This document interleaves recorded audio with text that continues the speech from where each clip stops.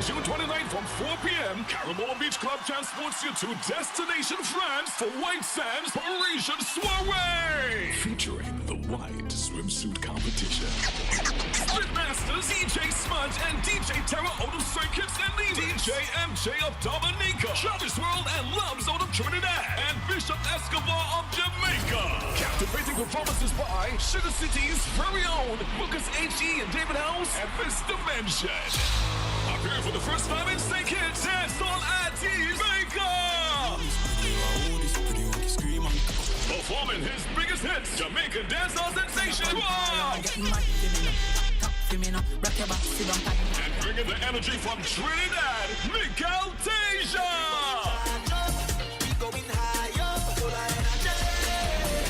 White Sands will be hosted by top DJ and radio personality Sweet Sister Sensia and Jamaican radio host DJ Spark. Tickets are just $120. Pay $150 at the door. For online tickets, visit Carambola.beachClub.com. It's a French affair on Sunday, June 29th at Carambola Beach Club for the summer's hottest all-white party. White Sands Parisian Soiree. Welcome to Island Tea with your faves. Keep it locked in with us for your daily dose of hot tea only on Win Media 98.9 Win FM. Maybe it's the way the brilliant gold liquid reflects our sunshine, or how the bright blue of its label mirrors the clear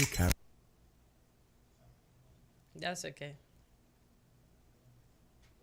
Good morning, good morning, good morning to the Federation of St. Christopher and Nevis. Good morning to those of you hearing my voice via radio. Just to remind you, we are on 98.9 FM on your radio dial.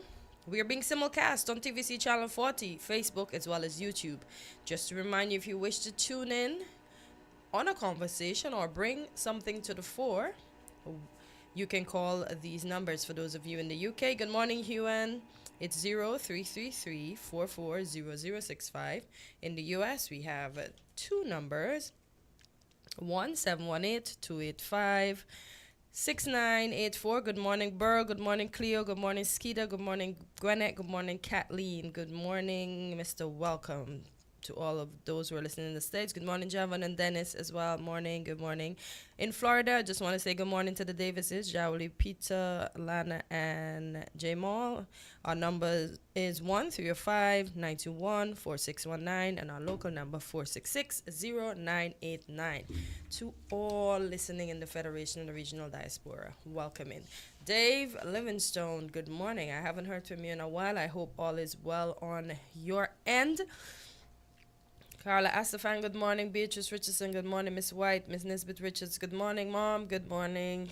Rusty, good morning. Diana Ellen, Diana H, good morning. Elder, good morning.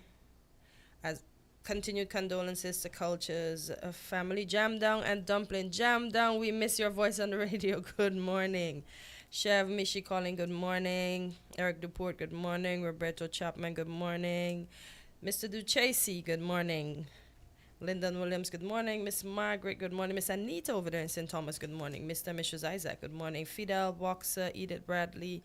Miss Henry, how are you doing? We haven't heard from you. Shine Millions, good morning. Good morning, good morning.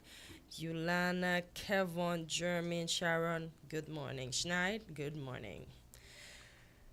And I will start off this morning, can I say, with some not so, well, you know, no news is good news, but some news is sometimes bad news.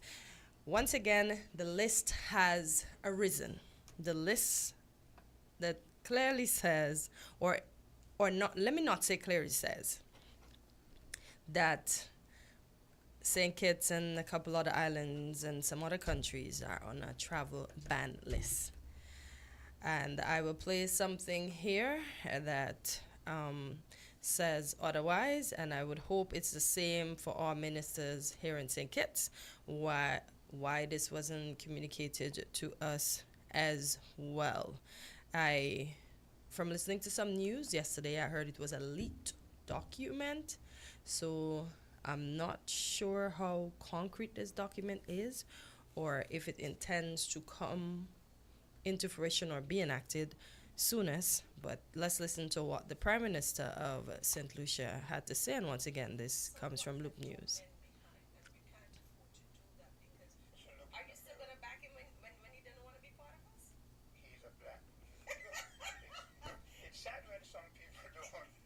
Also want to inform you that I, like most of you, read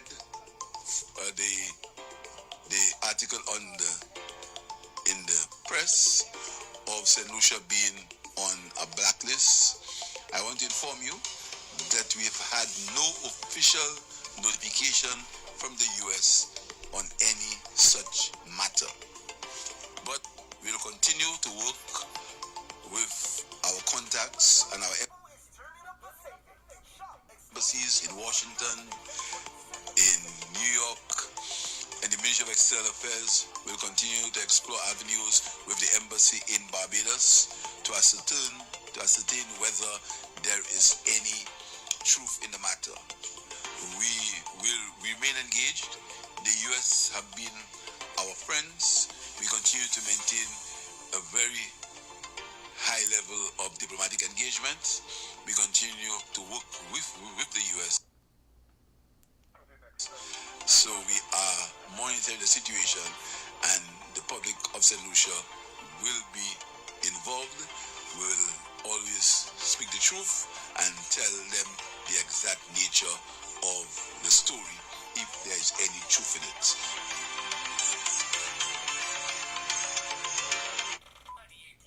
And there we have that. So apparently it's just up and circulating again. I don't know, as I said, if it's how true it is, how soon it will be enforced, why we are on that list, etc., etc. Some people question Grenada has a CBI program, and why are they too not on that list?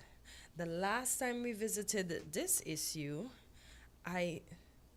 because I know the U.S. has vested interest in Grenada, there was once a U.S. embassy in Grenada before everything closed and went to Barbados, where it was basically centralized. And I know the U.S. have other special interests in Grenada. I don't want to say they're best friends, but they have a relationship going on where I think that allows them to be exempt somewhat. But Grenada is never mentioned on the list, and Grenada has a thriving CBI program as well. I heard banter from the Prime Minister of St. Vincent. Basically, he's condoning the CBI programs.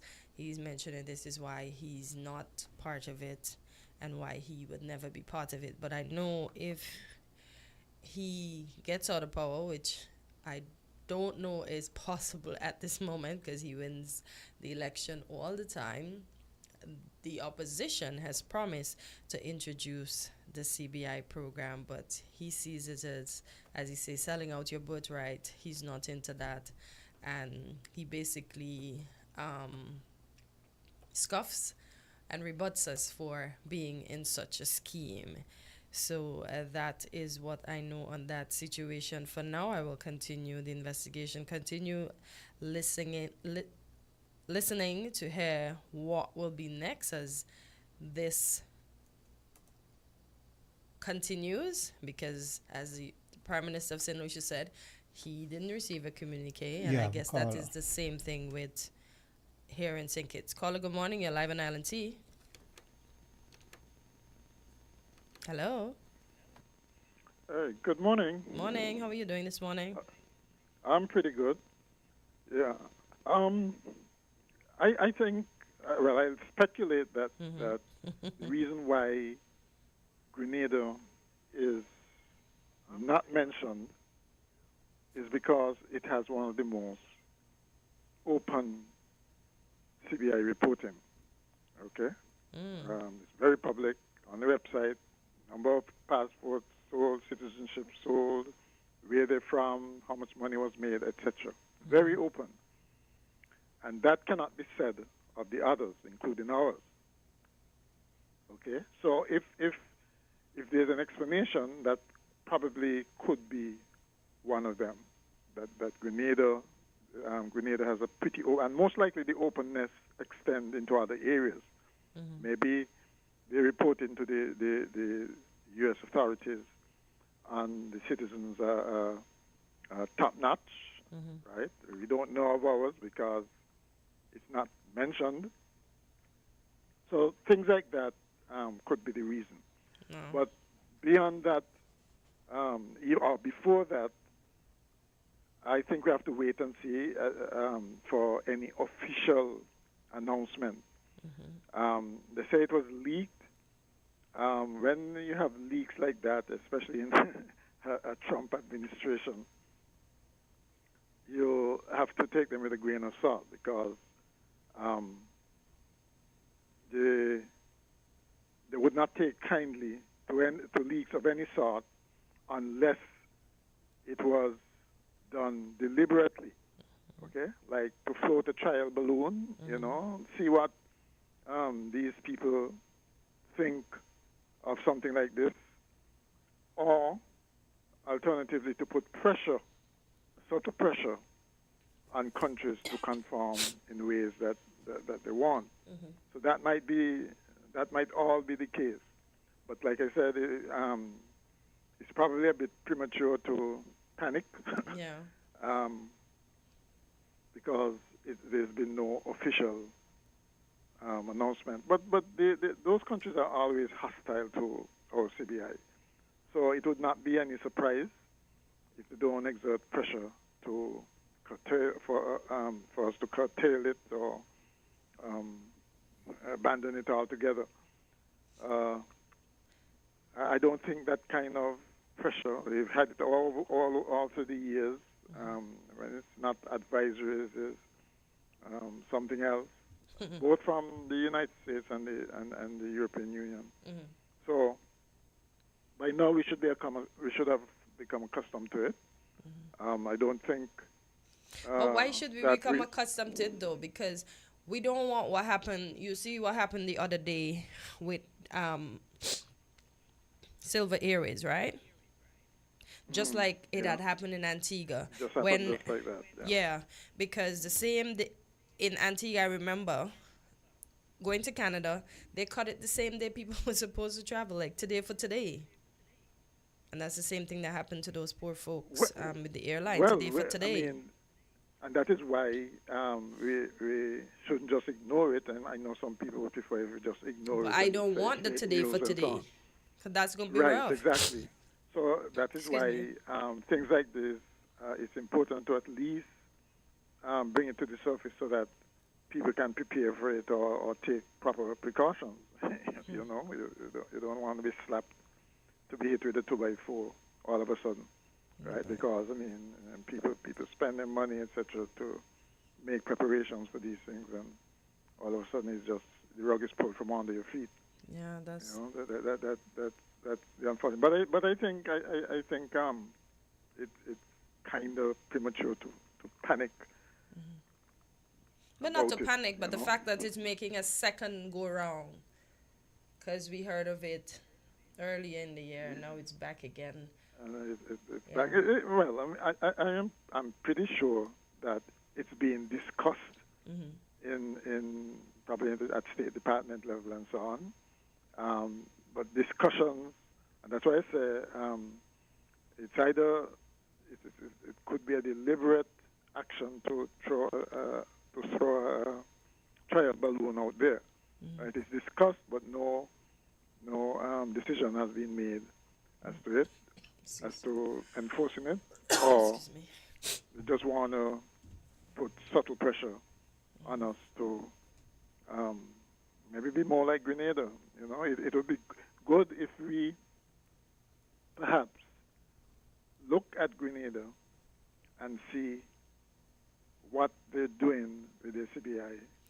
But I looked up some things for Grenada CBI. It says it's the most reputable in the Caribbean. So it's basically saying the rest of ours ain't. And it says Grenada has been tightening its oversight and cracking down on illegal financing practices within the CBI program, including overfinancing and price discounting. It says it cracks down on illegal practices. So, in response to international scrutiny and concerns about the integrity of CBI programs, Grenada has been actively addressing issues like illegal financing arrangements and price discounting within the CBI program. Suspension and revocation: Grenada has suspended projects and revoked citizenship applications where evidence of illegal financing or discounting was found. Maintaining credibility: it says these actions are part of Grenada's effort to maintain the credibility and integrity of its CBI program and to adhere to international regulatory standards.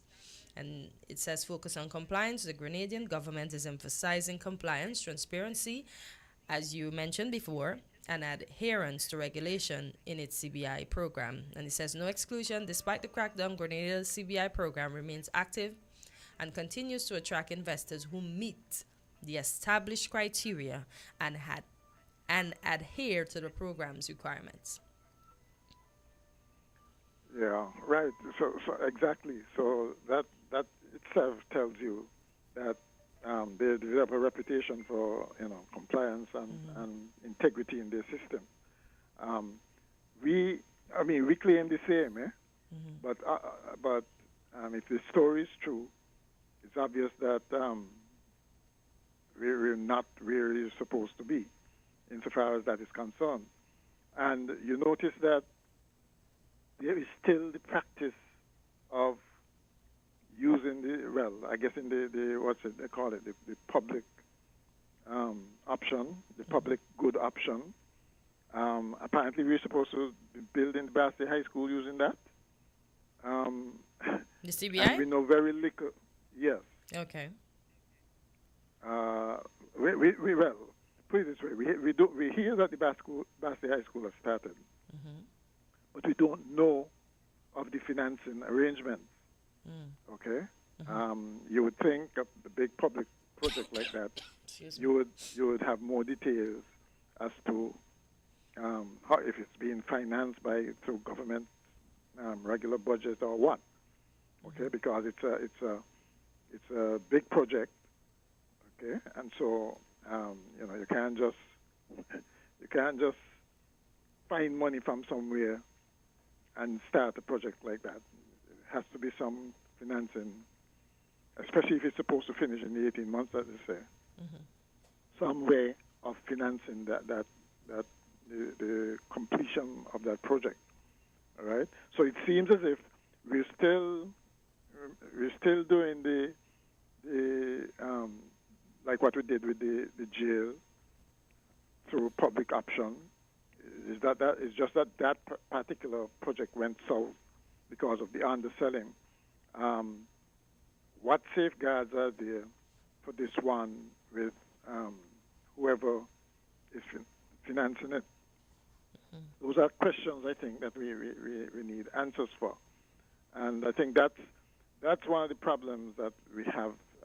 Government is not really forthcoming. They're not open and transparent. They respond to things, yes. Okay, if there's a story out questioning things, there's an attempt to clean up what should have, to come out and say what should have been said before the controversy broke. And I don't think we're there yet. And very often, when you come out and say things after the fact, you come out with spin, basically saying things that make you look good, but not necessarily giving the public the kind of information that really give them confidence that you can be trusted in what you're saying. Okay, so I wish that would change with our government. The claim to be open and transparent when they are not. Right? Just come straight out. I mean, it's public. It's a public project. It's public money that's going to be involved. Why should it be secret? Has that ever been the norm, though, with projects that are done by government? Have they been, like previous projects prior to now, have they been open and saying where the funds come from, who is... No. Well, put it this way: it's hit and miss. Sometimes they are, sometimes they aren't. Okay. But the fact that it has been like that is no reason for us not to improve on the practice. Okay. Okay. That's the concern I think most people would have. Okay. That you're promised to be transparent and open and accountable, but yet you dodge and you weave and dodge and weave and spin and this is why we about have so your many narrative. different stories out there, and Exactly. we have to fight to understand what is true and what is not true, because if you're not going to tell me your side of the story, then I may fall for something that is not true, right?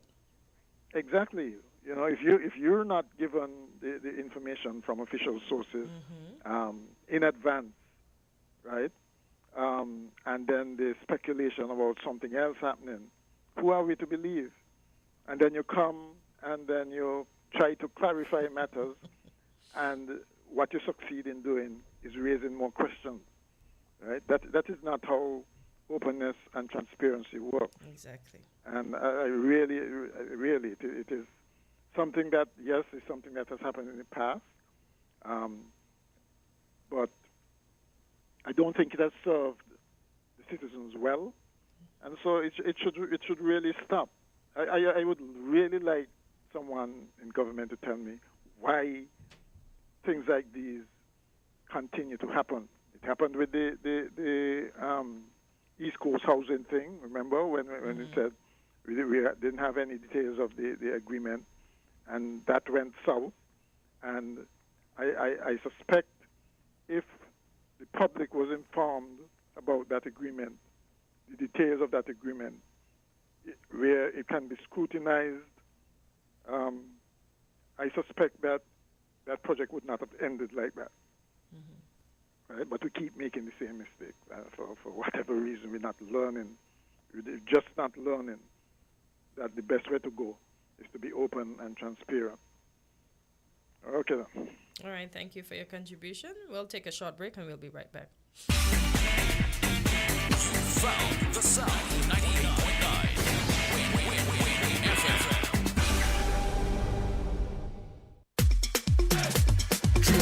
Build strong, grow together. Let Hartsford's building a Nevis centers lead the way. From tools to materials, we've got it every day. Hartsford's building a Nevis centers, a name you can trust. For every dream protect, don't go and build with us. Dream with us, grow with us, build with us today. Hartsford's is the partner that helps you pave the way. The day with a summer loan from TDC Financial Services. Whether it's vacation, home upgrades, back to school prep, or even a little treat for yourself, borrow up to $65,000 unsecured with low rates and flexible terms. Apply today at TDC Financial Services, Central Street, St. Kitts, or Main Street, Charlestown, Nevis. Don't miss the sunshine. Let your summer plans sail smoothly with TDC Financial Services, where money is made easy. Maybe it's the way the brilliant gold liquid reflects our sunshine, or how the bright blue of its label mirrors the clear Caribbean skies overhead. Maybe it's the fresh, crisp taste of this beastly cold beer on a scorching hot day. Maybe it's even the way it brings us all together. But one thing is for sure, Carib is very much a part of who we are wherever we're from in the Caribbean. Carib, it's the way we play. Drink responsibly. Welcome to Island Tea with your faves. Keep it locked in with us for your daily dose of hot tea, only on Win Media 98.9. It's the start of the week. It's time for a new perspective. It's time for Unfiltered. Join Azar Gums, lawyer and deputy leader of the People's Action Movement, for raw and unfiltered political analysis of the current events in St. Kitts and Nevis. Tune in every Sunday evening from 7:30 p.m. on Win FM. Join Azar Gums as he breaks the mantle and cuts through the unfiltered political noise to bring you the facts. Unfiltered every Sunday evening on Win FM 98.9.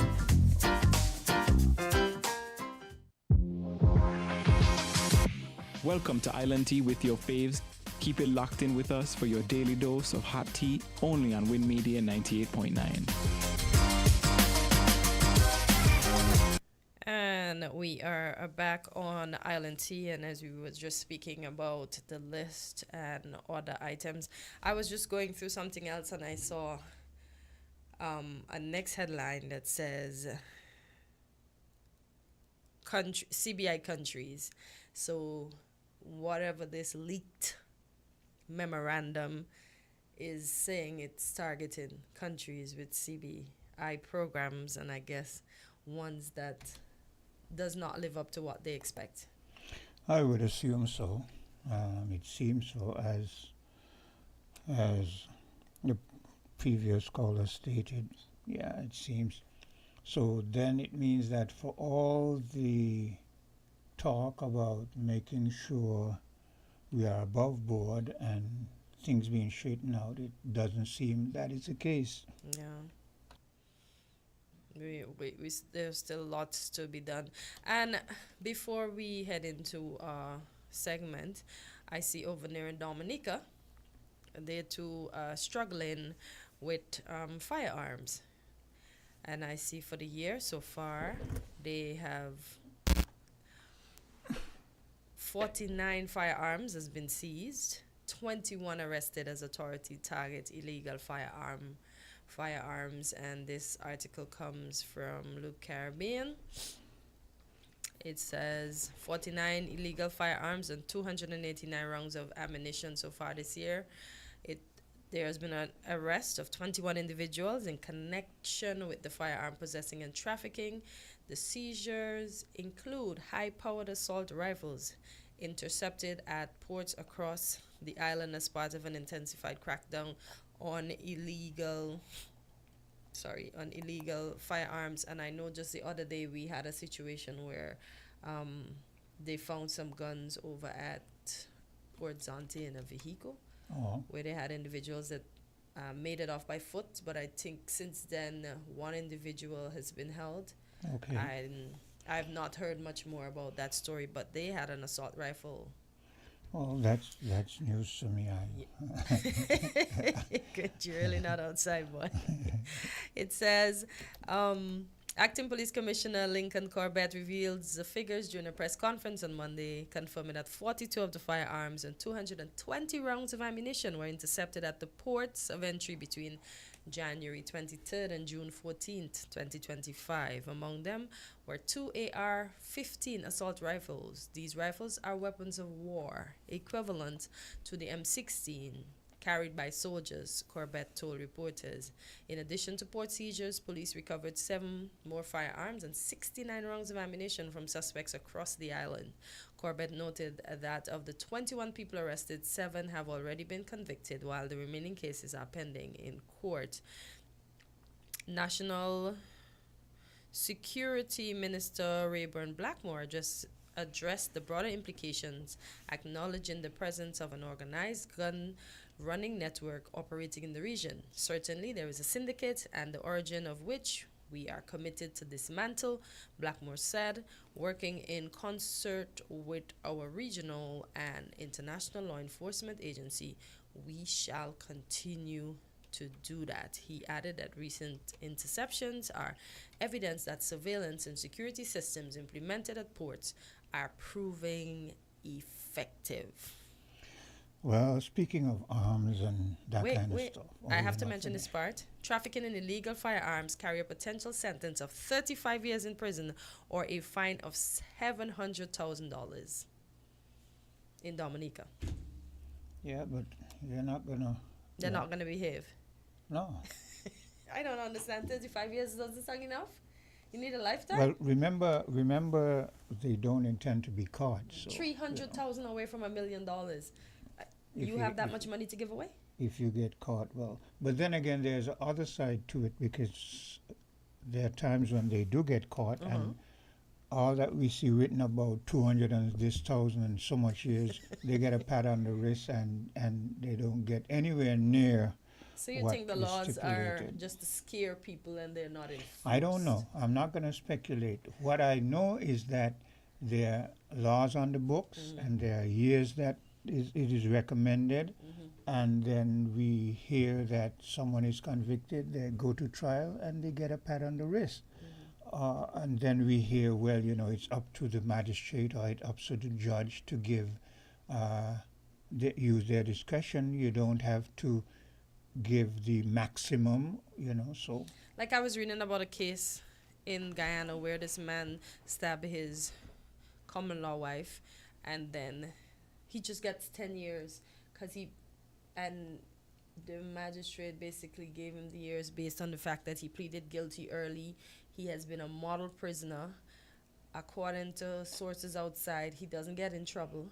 Yeah. Just happened that one night he drank, he came home, him and his common law wife had an argument, and he just stabbed her to death. And I'm like, 10 years?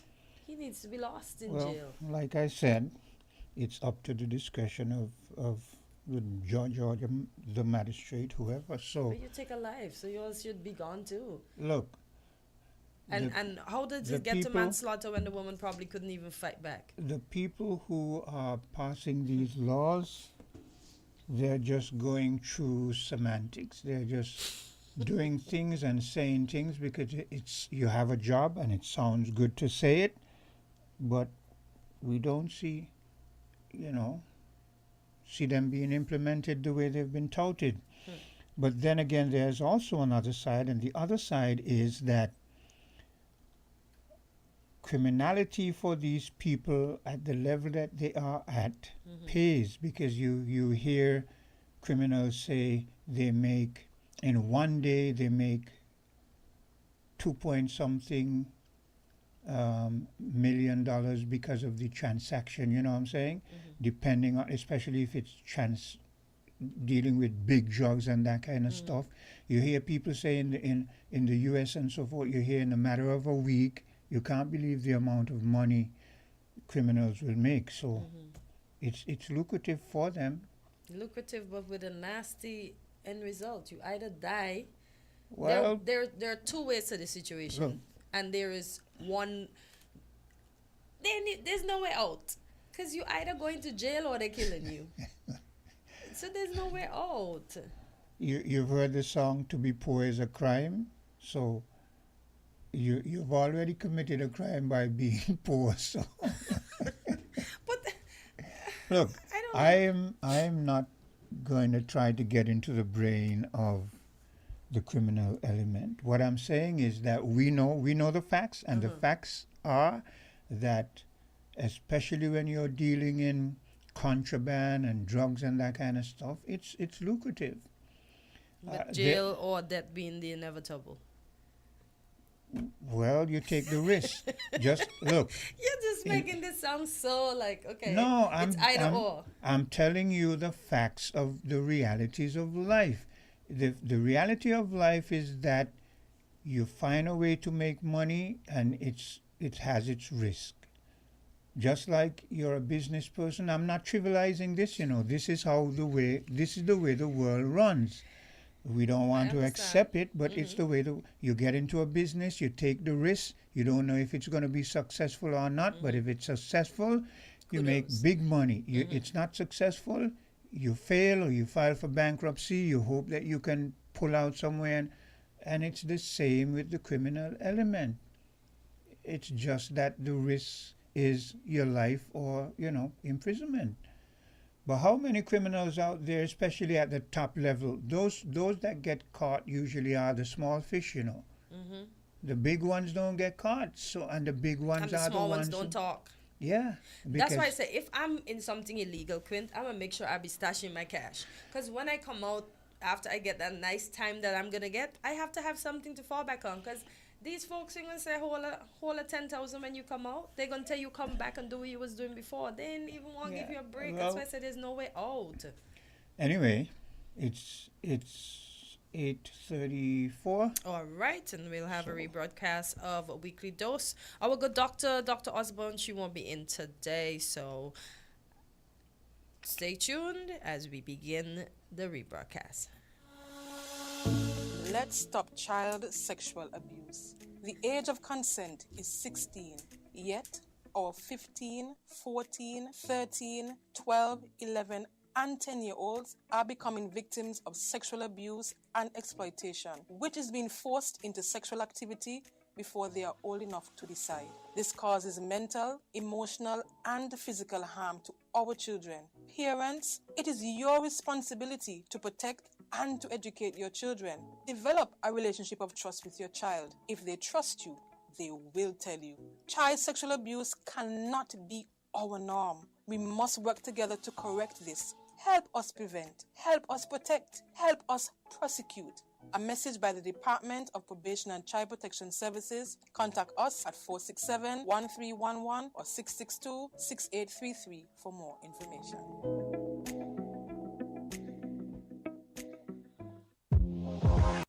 You ever hear Earthquake call and say, "Hello, Miss Lee, yes, it's me, Earthquake, I coming to." Welcome to Island Tea with your faves. Keep it locked in with us for your daily dose of hot tea, only on Win Media 98.9. Use that opportunity. And we are back on Island Tea, and as promised, we have the good doctor in studio with us, and as I mentioned before, the topic for today is gynecomastia. So, Doc, good morning. How are you? Welcome back to Weekly Dose. So we're talking about enlarged male breasts, and we're going to mention, of course, breast cancer in males. Remember, we're continuing our series on men's health, showing all the men in our community some love and support. Let's put some attention on them because we want to get them in to get their health checked so that they could live a healthier and more productive life, because we see in our community that we're losing a lot of our men, not only to the violence, but a lot of health issues, heart diseases as a result of uncontrolled hypertension, complications as a result of diabetes. So I saw a gentleman come to the office and said that was kind of funny. He said, "Doc, my boobie's getting big." Use a lady's term. So it's an older gentleman, and he's quite comical always in his deliverance, and he said, "Man, I see my boobie's getting big, this boobie." And so we started a discussion on the matter of this topic of gynecomastia. And why is it important, and what exactly it is. So he and I had that discussion. How do we go about addressing it? What are some of the underlying causes? So let's get right into it. All right. So what is gynecomastia? So it's simply saying an enlarged male breast, okay? It's commonly caused as a result of imbalance to the hormones, all right? The male hormone and estrogen. We know as females, but first I would say that both men and women have breast tissue, glandular tissue. Okay. But in males, it is underdeveloped. Why is that? Because during puberty, there is a surge in estrogen in females typically that starts the development of the breast. Males do not typically have that large surge of estrogen. All right, so men, breast tissue remain underdeveloped. But at certain periods in their lifetime, men can have an imbalance in that hormone between testosterone and estrogen that causes the male breast to develop and increase in size. Okay. So how common is this? So it is pretty common. So it says 50% of adolescent males suffer from gynecomastia. So when we're talking about adolescent, we're talking about between that age of 9 to 14. So keep that. So at the young males, as they transition into manhood. So 65% of adult male will suffer at some point from gynecomastia. 65. So keep in mind, we always do. Make it easy for you. You have 100 males, 65 of them will have some form of gynecomastia. That's why in our community, a lot of our males wear big T-shirts, double layers and things like that. Even males are wearing now support undergarments. But I only thought it was people that have on a little extra weight, like obese. Well, we're going to talk about that because, Hortensia, I like that you brought that up. There is something we call pseudogynecomastia, and that is the difference between that and a true gynecomastia is that a person becomes obese and extra fat is deposited on the breast, the chest wall, and they have that. But that itself can resolve with weight loss because that is fat. But a true gynecomastia is development or enlargement of that glandular or that breast tissue in males. So that's the difference. So 25% of all males in puberty, about 25 of males who go to puberty, the gynecomastia will not resolve, so that would persist. There are prescription drugs that cause about 10 to 25% of gynecomastia. And there are several drugs we're going to talk about. And about 25% of cases of gynecomastia, you'll never have a cause. The cause may be unknown. All right?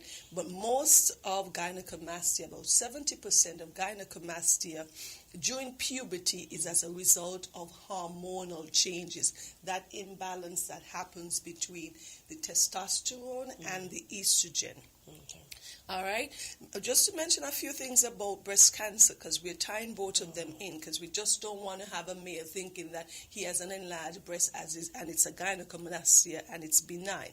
So about 2,000 cases of breast cancer in males is diagnosed annually in the United States. Okay, 400 American males die from breast cancer each year. Okay, and you want to keep those numbers in mind, though small, because we said in breast cancer affects women in about 1 in 8. What does that mean? If we have 8 women here sitting in the studio, in their lifetime, at least one can or may develop breast cancer, but in males is 1 in 1,000. So it's a higher, it's a much less prevalent, but it do happen. And we know that gynecomastia affects 1 in 4 males between the age of 50 and 69. So who might have gynecomastia? So there are 3 different main periods in time in a man's life that he can develop gynecomastia. So one is during birth, as a newborn, then you have during puberty, and then as an adult male. So during birth, what happens is a mother who's listening may be able to remember this, that you'll see that the male child may be born with some little breast buds, and she's concerned about that. But that is due to the estrogen level that is passed on the baby from the mother's high estrogen level, but that usually resolves between 2 or 3 weeks post-partum after the baby is born. So that usually resolves on its own, all right? Then you have during puberty. We said puberty is in male is typically around the age of 9 to 14. So the boys typically have some form of breast enlargement. Why is that? Because there's spike and changes in hormones, and they could be a significant, there may be a surge in estrogen or a little drop off in testosterone. So where that imbalance comes in, you can have the chest wall or the breast expands. Usually that resolves between 6 months to about 2 years. But in some males, that can persist and become a lifelong problem. And oftentimes, young males are very embarrassed by that. Okay? And in adulthood, we know that last group, typically over the age of 40. And this is because testosterone drops off precipitously once a male hits that age. So your testosterone level, that beautiful hormone that makes you, give you all those masculine quality, that drops off, and then there is an imbalance, and estrogen can rise, especially if a man also then is putting on weight. His weight increases. And we know that body fat stimulates the production of estrogen. So more weight a gentleman has on as he gets older, that can increase his chance of developing gynecomastia. So those are the 3 main phases. It can resolve typically in newborns, in puberty, but as you get older, it becomes much more complex. Okay, let's talk about the underlying causes of this condition. So there are many different reasons for you to develop it. Typically, if you want to go the the underlying reason is an imbalance in your hormone. Testosterone is less as compared to estrogen. So there's that imbalance there. And then it can become as a result of many different things. We know that all males have a small amount of estrogen in their body, of course. But then if that estrogen level starts to rise, that can then cause transformation in the glandular tissue and development of that glandular tissue. So there are lots of different conditions. Like tumors, if you have certain tumors in your adrenal glands, those are two little small organs sitting above your kidneys. Some persons who have kidney disease and kidney failure can develop gynecomastia. Some persons who have high thyroid level, we call that hypothyroidism. Certain chromosomal condition, one of the most common is Klinefelter syndrome. That means instead of XY, you have 2X and the Y. Okay? You remember down in science, you know that your XY and XX when you're talking about the chromosomes. You have liver disease, persons who have cirrhosis, liver failure, and if you have a drop-off precipitously, we call that primary hypogonadism in the testes. You know that the testosterones are produced by the cells inside of the testes. If the testes are removed or traumatized or so, and as a man gets older, that level of testosterone can drop off, and that can lead to the development of breast tissue. Different tumors inside of the brain.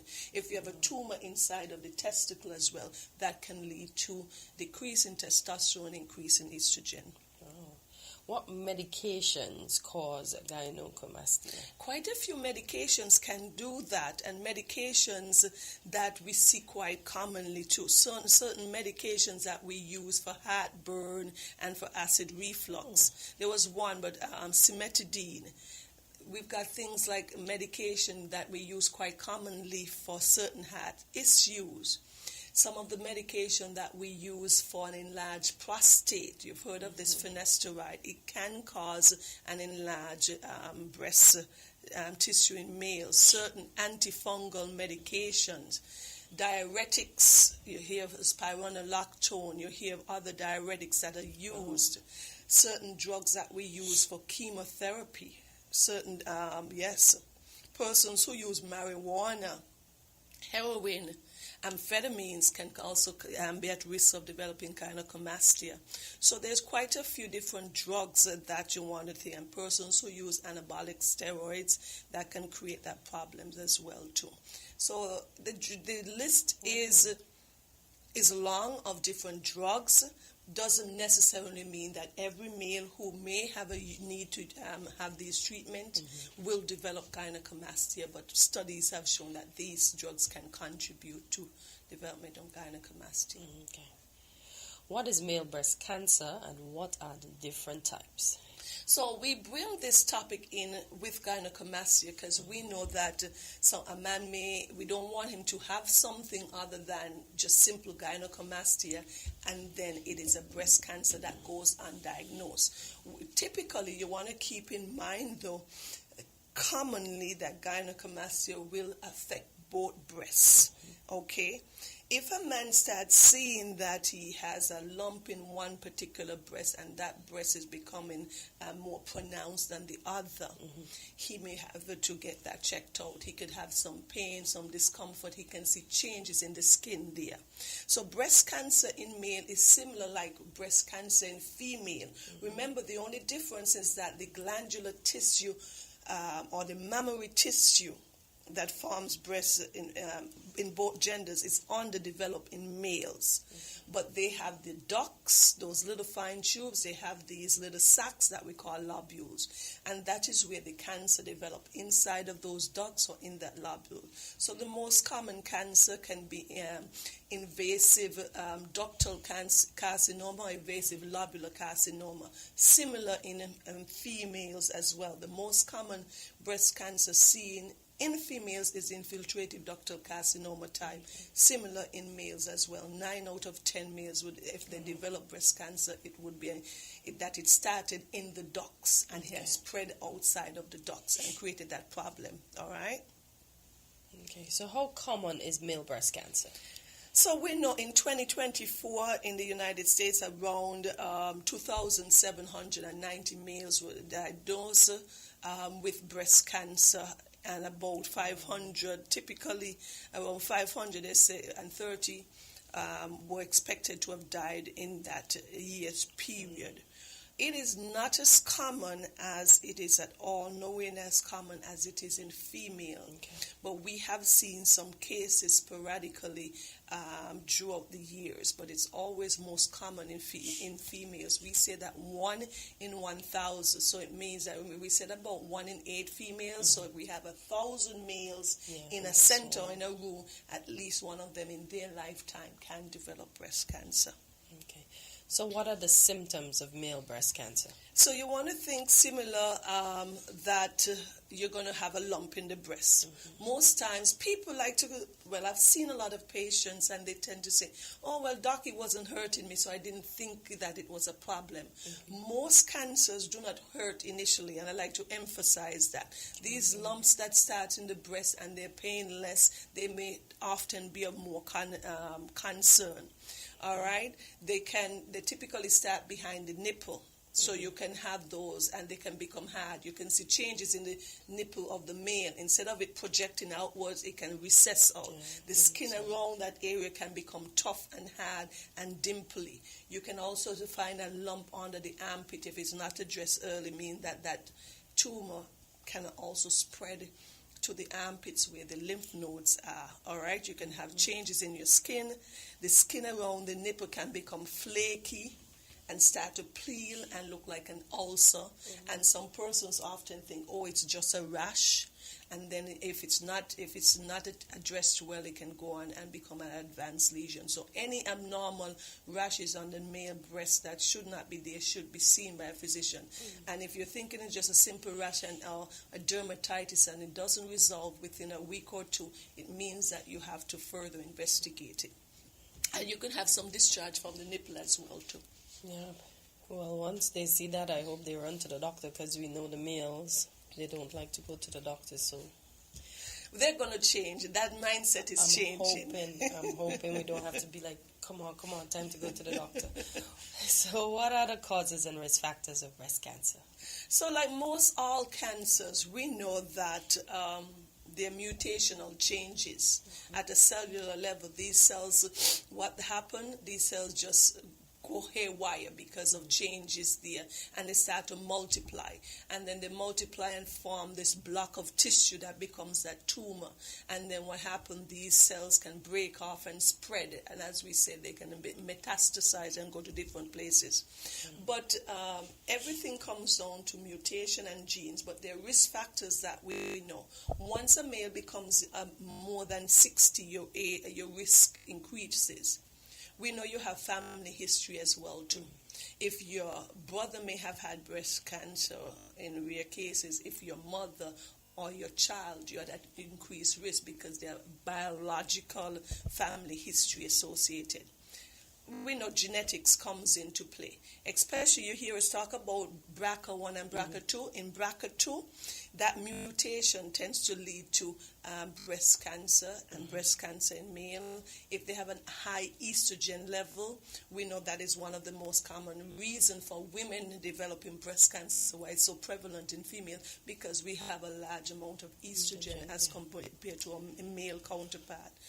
Anytime a male may have had liver disease, liver cirrhosis, those things can put him at risk for developing breast cancer or any testicular issues. If you remove your testes, we know that what is forming the testes? The testosterone, and that drops off precipitously, and the estrogen becomes that imbalance there. Why would one have to remove their testes, though? Oh, many reasons. If you have a tumor in your testes, the treatment is just to do an orchiectomy, remove that. So if there's a cancer, you just have to remove that testes. If there's trauma, we've had males who've come in and they had severe trauma to the testes and that was removed. Or we have a commonly in a young adolescent male, you must have heard of testicular torsion where it is twisted. And if it's not addressed in a timely manner, where the blood supply is cut off for a long period of time, that testicle can die, that testis can die, and then have to be removed. So in that instant, he would lose some of his testosterone. Radiation. Anybody who's exposed to radiation, might have been a radiation to the chest for any other condition, he can be at an increased risk of developing breast cancer. So these are some of the more common risk factors associated with it. So now that we find out that the male may have breast cancer, how is it diagnosed? Well, yes, you want to, of course, take a history, examine the male, and then we want to introduce things like what? You want to make sure you get an ultrasound because you want to see, is this just regular increase in the breast tissue?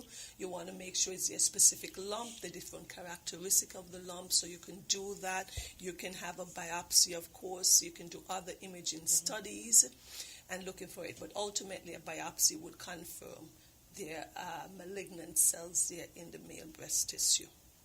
Okay. So how is gynecomastia diagnosed? Well, similar to the breast cancer, how we're going to diagnose this is making the diagnosis by doing ultrasound, physical examination, your clinical history taking, some of these medication if the patient is taking, some of an advance in age, you realize. Typically, if it is bilateral enlargement of the breast, typically it's going to be just a gynecomastia. And ultrasound could give you more detail of the underlying tissue or any other imaging study, and biopsy, of course, if you still have any concern. So the gentleman can get mammograms as well. The what? They get. I see something here that says a mammogram to examine. Yes, male can get a mammogram, especially if they have much more tissue, breast tissue there. Okay. All right. So how is male breast cancer treated?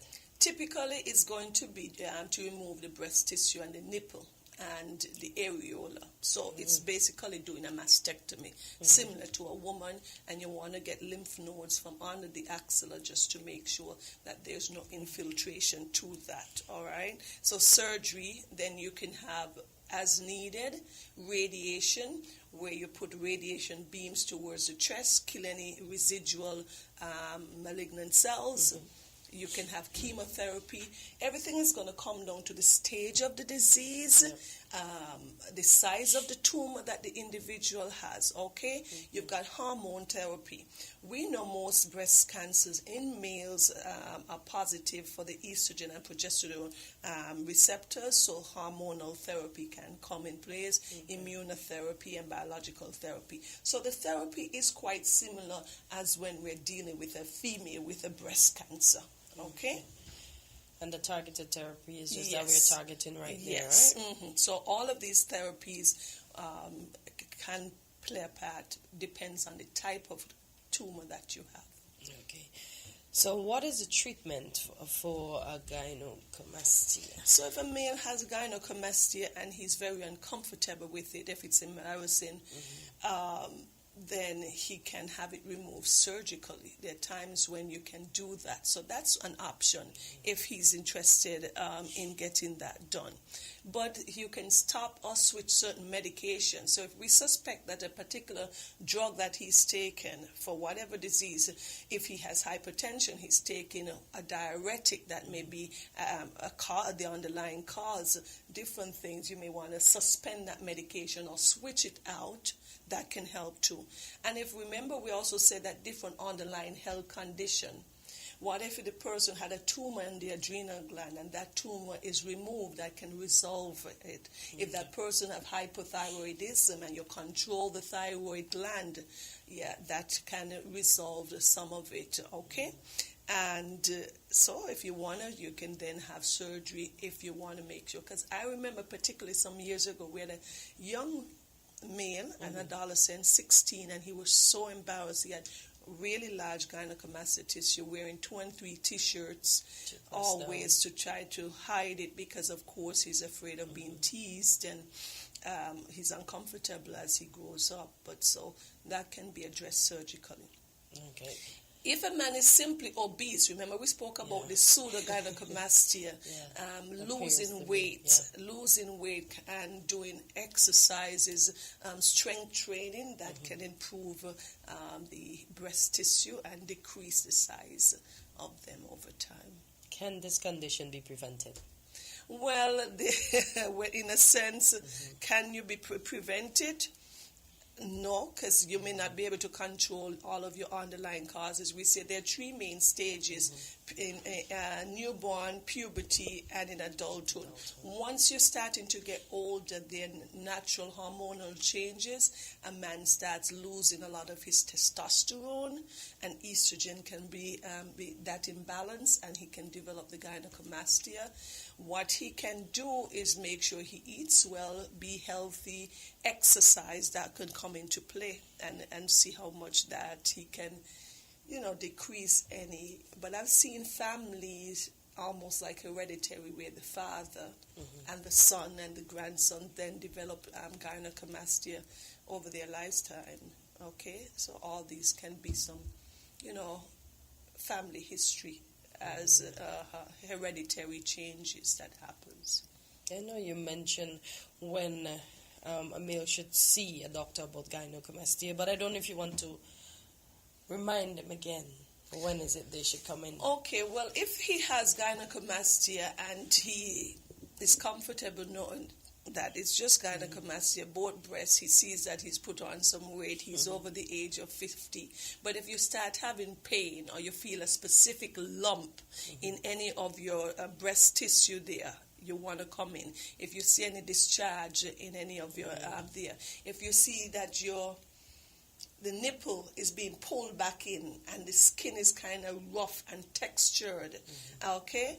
And if you feel that you have any swollen glands or lymph node under the armpit, you want to come in, because that may be a sign that there's something more going on than you just having simple gynecomastia. Because the biggest fear is just thinking that it is one thing, it's this gynecomastia, but there's an underlying breast cancer there. We wouldn't want that to happen and go unattended.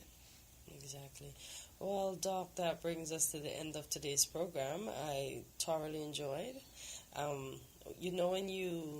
When we have these topics, I go around thinking, I'm such an expert at this and such an expert at that. But, yeah, I'm educated by it, so I can share with someone who may be going through and say, go see the doctor. So thank you so much for educating us. Do you have anything else to add before we close out? No, it's always about the power of knowledge and knowing, having that information, so when you need it, you can then search in your memory and execute. But always without fear. If you're uncomfortable with something and you're unsure, see someone. Healthcare providers are there always. You may have a friend who's a nurse. You may have family members. You can go to the health centers. Those are always available. But please have it looked at, just so that you can be reassured that whatever you think it is, or we can,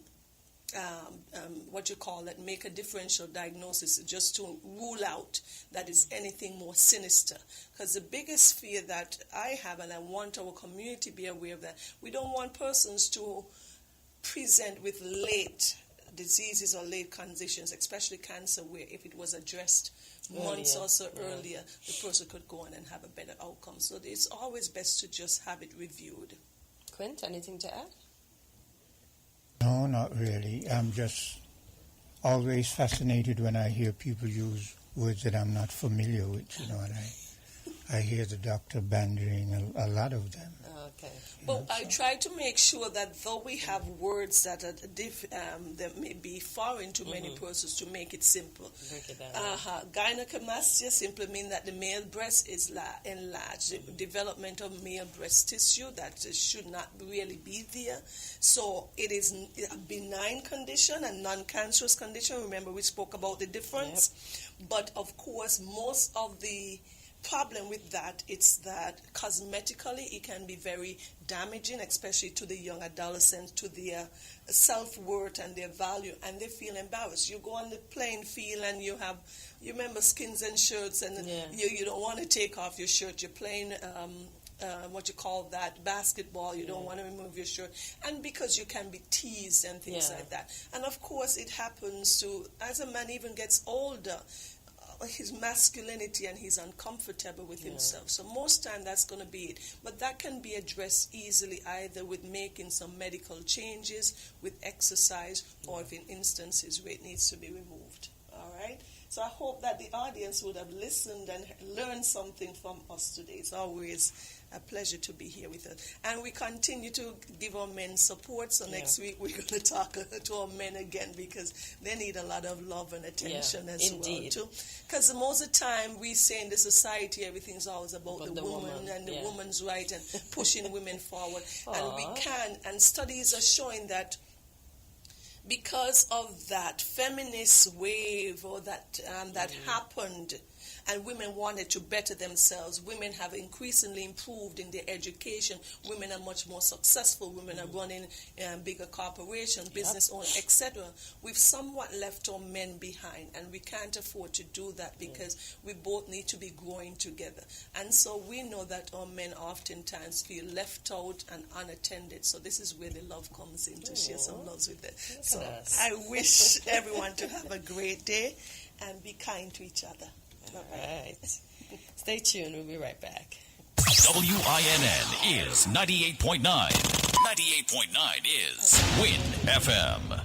What makes a hero? Someone who makes a difference in their community. Someone who has performed an extraordinary act of bravery or kindness. Someone who touches lives without recognition. Does this sound like someone you know? Through the CIBC Caribbean Unsung Heroes program, you can nominate your unsung hero for recognition. Nominations should be in one of two categories: outstanding work in the community and act of heroism. Send nominations to unsung heroes at CIBCFCIB.com on or before July 31st, 2025. Here are your Horsewords Value Mart IGA special. Running May 1st to May 14th. Now, our Value Club Blue Tag specials. Post Great Grain cereals, just $18.99. Essential Everyday Cream Cheeses, just $7.99 each. Stone Ridge Premium Ice Cream, $17.99. Terra Chips, just $15.99. Nabisco Ritz Chips and Crisp Thins, $17.99. Essential Everyday Canned Dog Food is just $8.69. And now, our very low weekly value deals. Essential Everyday Croutons, $6.99. Nature Valley Granola Bars, $12.99. Juicy Juice, 100% juice, $13.99. Extra Liquid Laundry Detergent, $12.99. Soft Soap Liquid Hand Soap, $6.99. Suave Deodorant, $8.99. Shop Smart, Shop Value Mart, tell them in Spanish. Sea listo y haga sus compras aquí en Value Mart. Maybe it's the way the brilliant gold liquid reflects our sunshine, or how the bright blue of its label mirrors the clear Caribbean skies overhead. Maybe it's the fresh, crisp taste of this beastly cold beer on a scorching hot day. Maybe it's even the way it brings us all together. But one thing is for sure, Carib is very much a part of who we are wherever we're from in the Caribbean. Carib, it's the way we play. Drink responsibly. Seize the day with a summer loan from TDC Financial Services. Whether it's vacation, home upgrades, back to school prep, or even a little treat for yourself, borrow up to $65,000 unsecured with low rates and flexible terms. Apply today at TDC Financial Services, Central Street, St. Kitts, or Main Street, Charlestown, Nevis. Don't miss the sunshine. Let your summer plans sail smoothly with TDC Financial Services, where money is made easy. Welcome to Island Tea with your faves. Keep it locked in with us for your daily dose of hot tea, only on Win Media 98.9. While we were listening, I was perusing, and I see that our Prime Minister and other OECS members, they have gone to St. Vincent and the Grenadines for the 77th meeting of the Organization of Eastern Caribbean States Authority. and they're going to be discussing a range of pressing issues affecting the member states. Now, I'm going to be the devil's advocate. I want to know what Uncle Ralph is going to tell Uncle Drew. Or if they're going to discuss the house issue that he mentioned earlier, the CBI program. Which house issue? Remember the governor's house was in question. Yeah, I'd forgotten that. So now that they're in the same space, I was just wondering, how is that going to go when they pull each other aside in the room? I don't think you will. You don't think he's going to say anything? No, but I think that has almost blown away. We haven't heard much. Have you heard anything about that since? After that big hoopla, no. No, so. And being diplomatic, I don't think he'll want to bring. He's gonna want to bring that up. Yeah, they're gonna want to have cordial. I'm sure. I'm almost sure that CBI thing is gonna come up. The CBI thing, yeah, it might. Excuse I don't know. Would you wish to be a fly on the wall? I wish to be a person in the room. From a reporter's perspective, so I can say. But I wonder how that's going to go. But I don't know. That's interesting. Because these leaders look like they fight, and then behind the scene, these leaders are good friends. Yeah. And we just want to hold sides. That has been a case since I was a young chap. Because sometimes, especially during the campaign when election is in the air, you would hear them coming at each other with sounding all hostile, and then you would hear someone in the know, someone who moves around in their circle would say, don't worry with them, if you see them, I saw them last week over at Marriott, and you see them having drinks and busting a laugh, so yeah. Exactly. And we, the electorate, go at each other's throat. Fight. Yeah. And then boys and ladies smiling. Yeah. Exactly. But I hope that discussion is fruitful and we solve most of our problems in the region, because we've got a lot of problems, including, I was even reading something about St. Vincent having some guns, and it's an article from... Well, when it comes to the gun issue, that's all over the Caribbean. Right. Because it seems the Caribbean is a what do they call it? Transit point? Yeah, between, the mainland USA. So that is an issue right across the Caribbean archipelago. Oh, boy. Yeah. All of us have gun issues and drug issues and... I just don't understand how we are thinking, because we see people get in trouble. I guess I will never know. I'm not even going to go on that road. And then I see in another headline, Guyana police destroys 21 million worth of cannabis on farms. Imagine some countries are using it for the benefit. I can't believe they're still destroying cannabis, knowing the medicinal benefits worth. And the money it's worth. They should find somewhere, if the government seizes it, and I don't know why they're still seizing it anyway, but if you seize it, then have some sort of a place where you can turn it into whatever is usable for human ailments and that kind of stuff. Yeah, people who have epilepsy and all those kind of stuff. And this is not the first set I've seen them burn. They've burnt more, and this is the most recent set they've burned. Yeah. And then in other news on same Loop Caribbean, I say Guyana government urges nationals not to overstay visits to the United States. Again, this is the next thing we see when you're caught. What happens? Why are we overstaying our welcome? They give us 6 months, they give us 3 months. Do the 6 months or the 3 months and leave, no man. You leave even before the time is up in the 3 months and the 6 months. This Loop Caribbean, you call it? Yeah. Loop Caribbean? Where are they, on Facebook or something? No, you have to download the app and then you get all you get. Because I'm always trying to get Caribbean news and I can't get Caribbean news.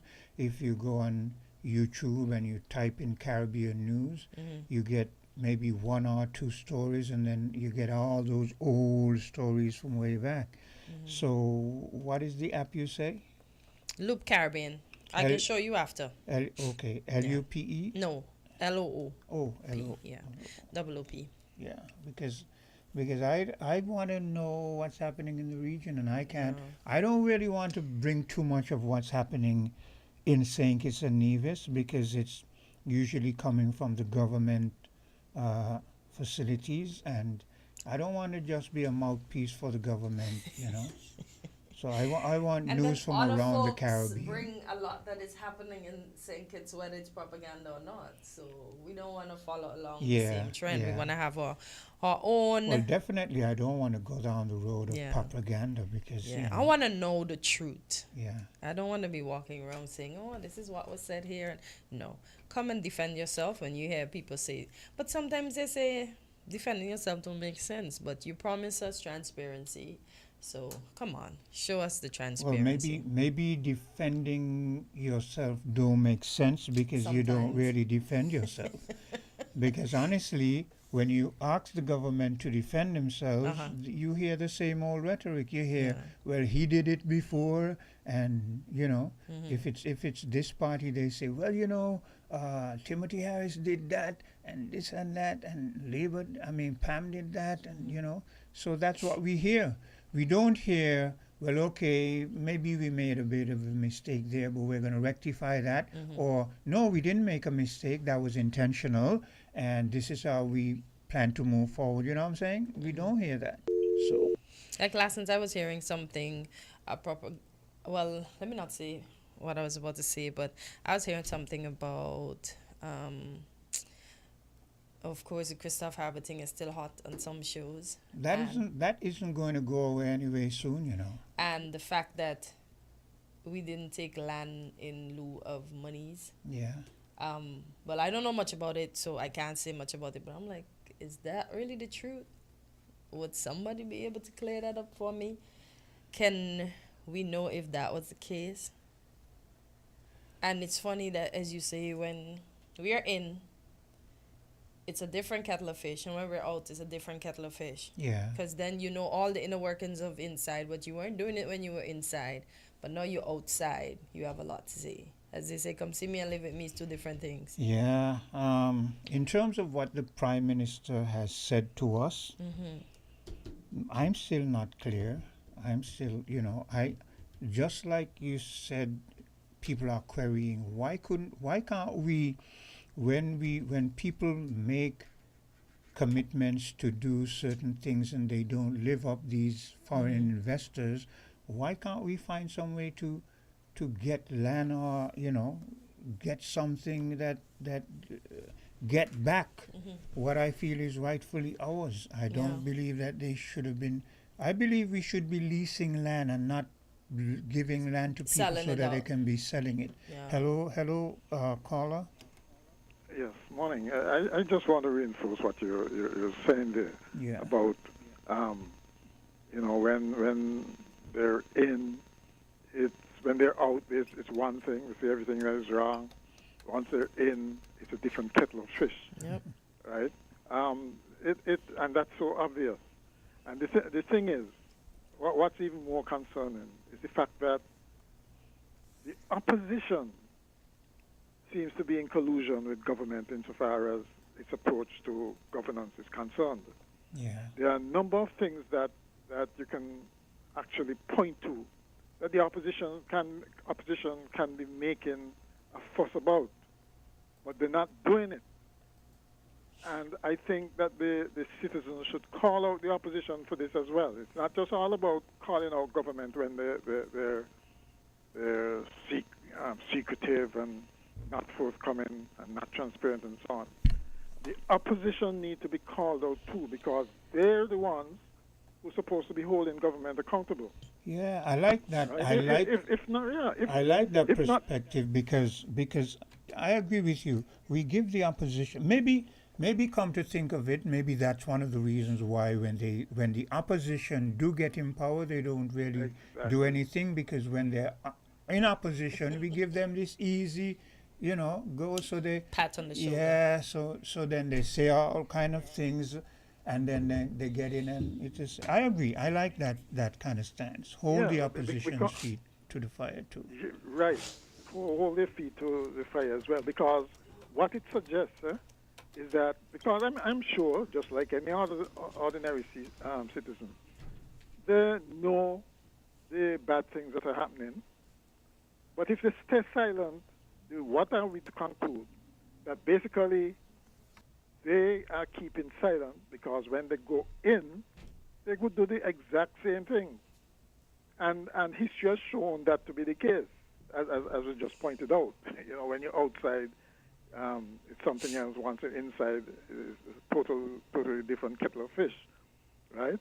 And in our situation, it's even worse in the sense that we now have a fractured opposition where the leader of the opposition, for all intents and purposes, he could be sitting in government, all right? Because he's forced to cooperate with the federal government. And so he's not going to be as strident and as forceful, as muscular as we would expect oppositions to be, right? For fear of consequences, right? That's what we find ourselves in with our peculiar constitutional arrangements. Mr. Right. McMahon, we have a program coming up next. Digicel, the person is already here. So unfortunately, no problem. Perhaps after that you can call back. Sure. Okay, so let's take a bit of a break and we'll be right back. WINN is 98.9. 98.9 is Win FM. Campari, Red Passion, embrace the mix. Campari, Red Passion, full action, this is Red Passion. Embrace the mix, add Campari, make it turn and twist. Add your chaser in your drink. Campari, Red Passion, make the nicest mix. Campari! Campari Red Passion, embrace the mix. Must be 18 years or older to drink. Drink responsibly. Running a business? Closing deals, keeping the books, covering team lunches. That's work. But getting rewarded for it, now, that's a trip. With a new JetBlue business card by CIBC Caribbean, every expense moves you forward. Earn 30,000 TrueBlue points after your first purchase, plus perks like a free checked bag, priority boarding, and more. Make your business a trip with a new JetBlue business card by CIBC Caribbean. Apply today at www.cibccaribbean.com/JetBlue.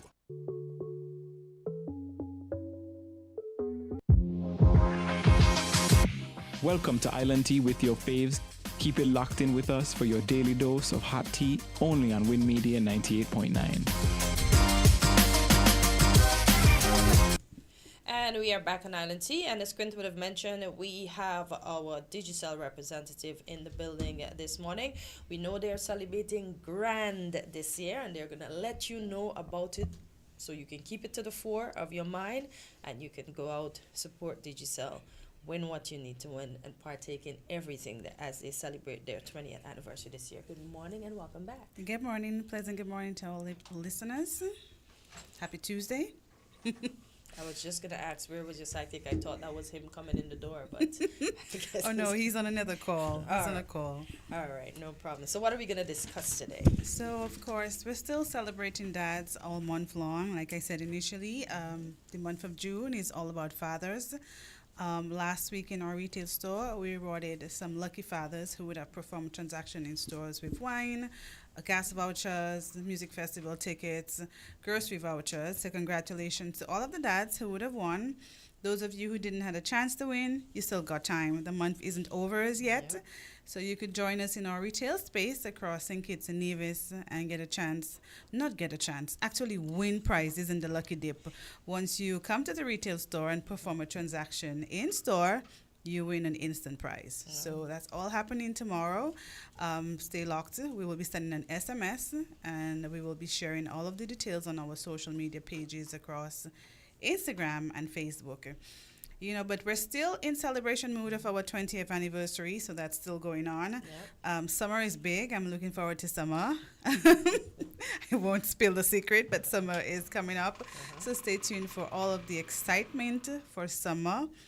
but we're celebrating that 20th year anniversary, celebrating our loyal, long-standing customers for being a part of the digital family, celebrating our staff who've been with us for over 20 years and more. Thank you. Of course, we're celebrating you as well, giving back to the communities with some amazing reward elements, prizes, just thank yous, free data, and so much more as we celebrate that year-long celebration. Of course, we celebrate our anniversary on December 2nd, but we don't want to get lost in the Christmas noise, so it is a year-long celebration celebrating you and us for being your trusted telecommunication provider across St. Kitts and Nevis. Are you one of the employees that's been there for 20 years? No, I've been here 5 years. I haven't reached that 20-year milestone. But you seem that you've been in it longer than the actual 5. That's right. Okay, that's I can guarantee if you're there 6 months, you're going to feel like you're there. You feel like a part of the team. You feel very entwined to all the departments. Yes, you're going to feel that way. Okay, so our music festival still in the giveaway for? Of course, we're giving away tickets, nightly tickets, which is part of the Lucky Dip, where you can win that instant prize. So when you perform a transaction in store, if you activate a 14-day plan and up, if you pay your postpaid bill, if you sign up to postpaid, sign up to Digital Plus in Nevis, you as well get you as well win an instant prize. So you just dip in the Lucky Dip and you get a nightly ticket of your choice. Okay, so you mentioned the services that we can sign up for, right, and win. Yes. Prizes. Is there? Can we top up a certain amount and be eligible for that Lucky Dip? Right, you can as well. You can top up $50 or more to be eligible to win. Those instant prizes as well if you top up. Okay. Is there a certain amount? Yes, $50 and up. 50 and up. Yes. Okay. Yes, you get a chance. You get to win. So I don't know how Father's Day was for a lot of fathers, but it was exciting for us. We celebrated our own fathers.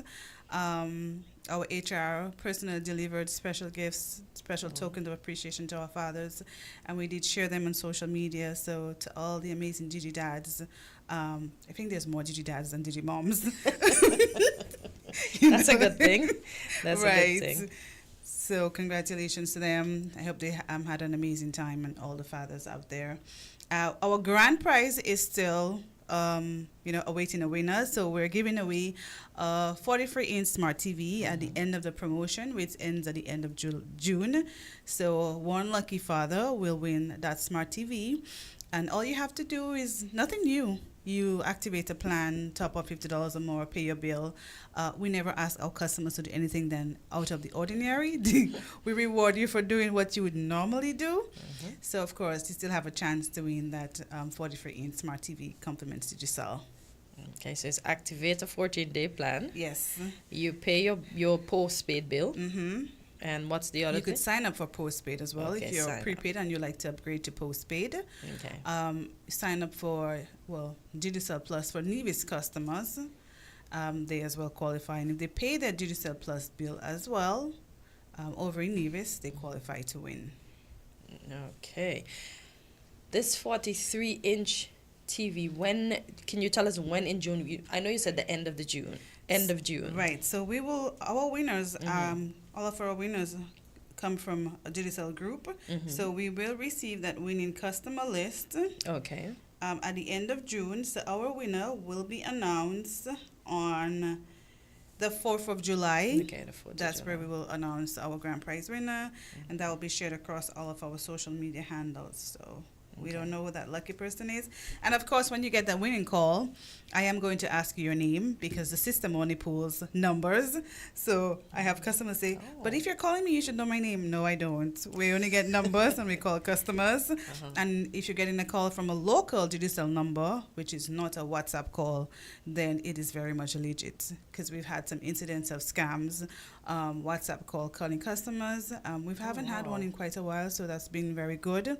But of course, if you're getting a winning call, from yours truly, because I will be the one to call you, then it's a legit call. And of course, I'm going to ask you your name. Okay. So what's that number so we could definitely know it's a legit call, or has person hacked that line already? No. Okay, so, good stuff. so you're going to get a call from 767-0143.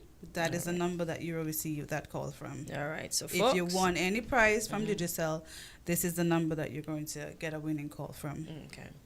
Yes. All right. So do we have anything else to add to the pot this morning? Of course. Well, we do have our handset sale continues. Our dad deals continues at the retail store.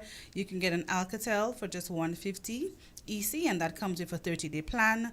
Or you can get a CP12 handset for just $212, and that also comes with a 30-day plan. So if you're buying a handset, you don't have to worry about topping up, because it does come with a month plan with your handset. I always get confused. The handset is the earpieces you? No, the handset is, we say handset because they're devices, so your phones. Oh, but we sell mobile phones, so when you get a mobile phone, it comes with a 30-day plan activated on it, so you don't have to buy a plan again. Okay. Right. I often get confused. I say, what's the handset? I don't understand the headset, but what is the handset? We say handset, devices, smartphones. Yeah. Yes. So if you're purchasing one today at the retail store, you get a plan included. So you don't have to top up or put a plan for the next 30 days. But what if you overuse that plan and it runs out? Then, of course, you're going to visit us to top up and activate a new plan. Some persons use a lot of data. If you use a lot of data, we do have unlimited Supreme plans, which are postpaid plans. If you use a lot of data and spend a lot of time on social media, etc., it would be good to upgrade to a postpaid Supreme Share plan, where you get unlimited any use data that you could stream, surf, and enjoy all of the things that you love. Yeah. If you love TikTok and Facebook and all of those, and you keep scrolling and you lose track of time like me sometimes, then of course that plan is for you. Lose track of time with that scrolling. Yes? That's right. So of course, we're still in celebration mode, still in celebrating dads and our anniversary, and there's a lot more upcoming. The cash vault seemed to have been a hit. We're bringing that back as well. So just stay tuned to our social media pages, Digicel SKN on Instagram, Digicel SKN on Facebook, and just stay tuned till you get the SMS messages that tells you when we have activation, how you can win. All of our offers, we always send an SMS so you are aware across St. Kitts and Nevis of what's going on at Digicel. And of course, any questions, if you have concerns, you could always send us a direct message on any of our social media pages, and we will respond, or direct to an agent and they will be able to assist you. All right. I just walk in the store and speak to one of their friendly customer service agents that will be willing and able to assist you. I was telling, I noticed this year that there've been a bigger fuss over dads than they have been in the previous year. And it's funny enough that you mentioned that your organization distributed gifts. I went to pay a bill in Flow, and I also saw that they gave their and I'm like, oh, that's so sweet. It was early, like Friday. Yeah. So that's so sweet that the dads are getting recognized, That's right. and that Digicel continues to promote dad even though Father's Day is Gone. Yes. So I'm sure the dads are appreciative of it, and I would encourage us all to continue to make a big deal out of dad like we do out of mom. That's very true. Yes. You know, we don't want to feel the dads like they get left in the dark. Yeah. So, of course, we give them an entire month. Yeah. Mom gets a day, but it feels like an entire month. A year, gets an entire month. Jeez. That gets an entire month of celebration. So we're giving back to dads. And I'm not sure who that lucky winner is, but we will announce that winner on July 4th of that 43-inch smart TV that we're giving away this Father's Day, along with amazing in-store prizes that you could win by simply doing what you normally do in store. And you get an instant reward. Okay.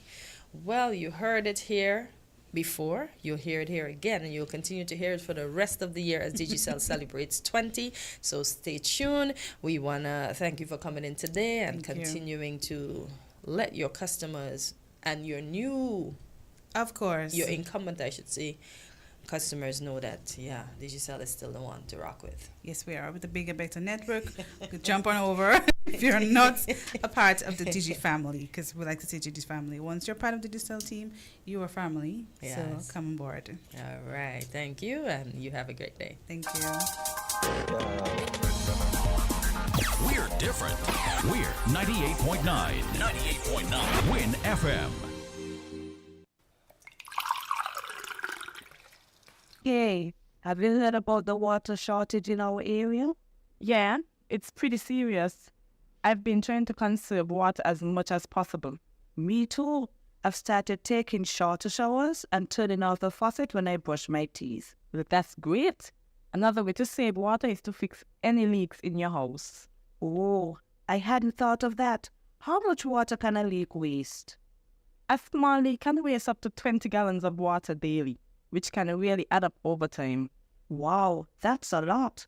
And have to check for any leaks in my house. But another good tip is to only run your dishwasher and washing machine when they're full to save water and energy. I'll keep that in mind. It's important that we all do our part to conserve water, especially during this shortage. Absolutely. Every drop counts.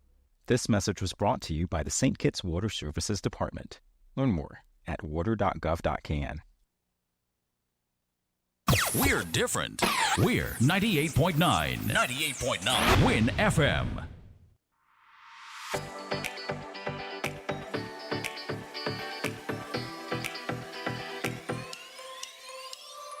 Rams the good food people always there to serve you. Rams the good food people, locations right near you. Rams the good food people, in-store specials for you. Rams the good food people. When you need better service, Rams is always here. Better value, better prices.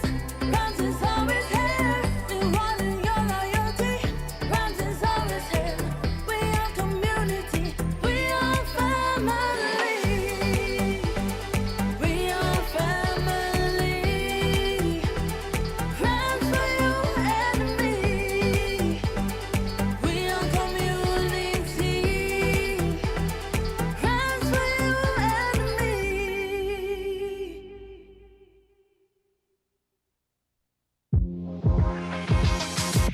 Welcome to Island Tea with your faves. Keep it locked in with us for your daily dose of hot tea, only on Win Media 98.9.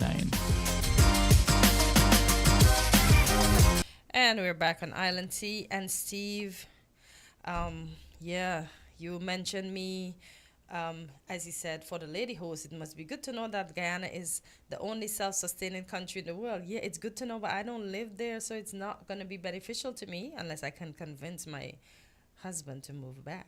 Then it'll be beneficial, but I can only boast of my country of origin. That's it. And we have Well, a next... you can occasionally visit. You can Yeah, but I can't move back to enjoy the benefits because I'm married to a Kittian. Well, don't say it like it's a bad thing. No, it's not a bad thing. As I said, I'm proud of my country of birth, but I can't fully enjoy the benefits.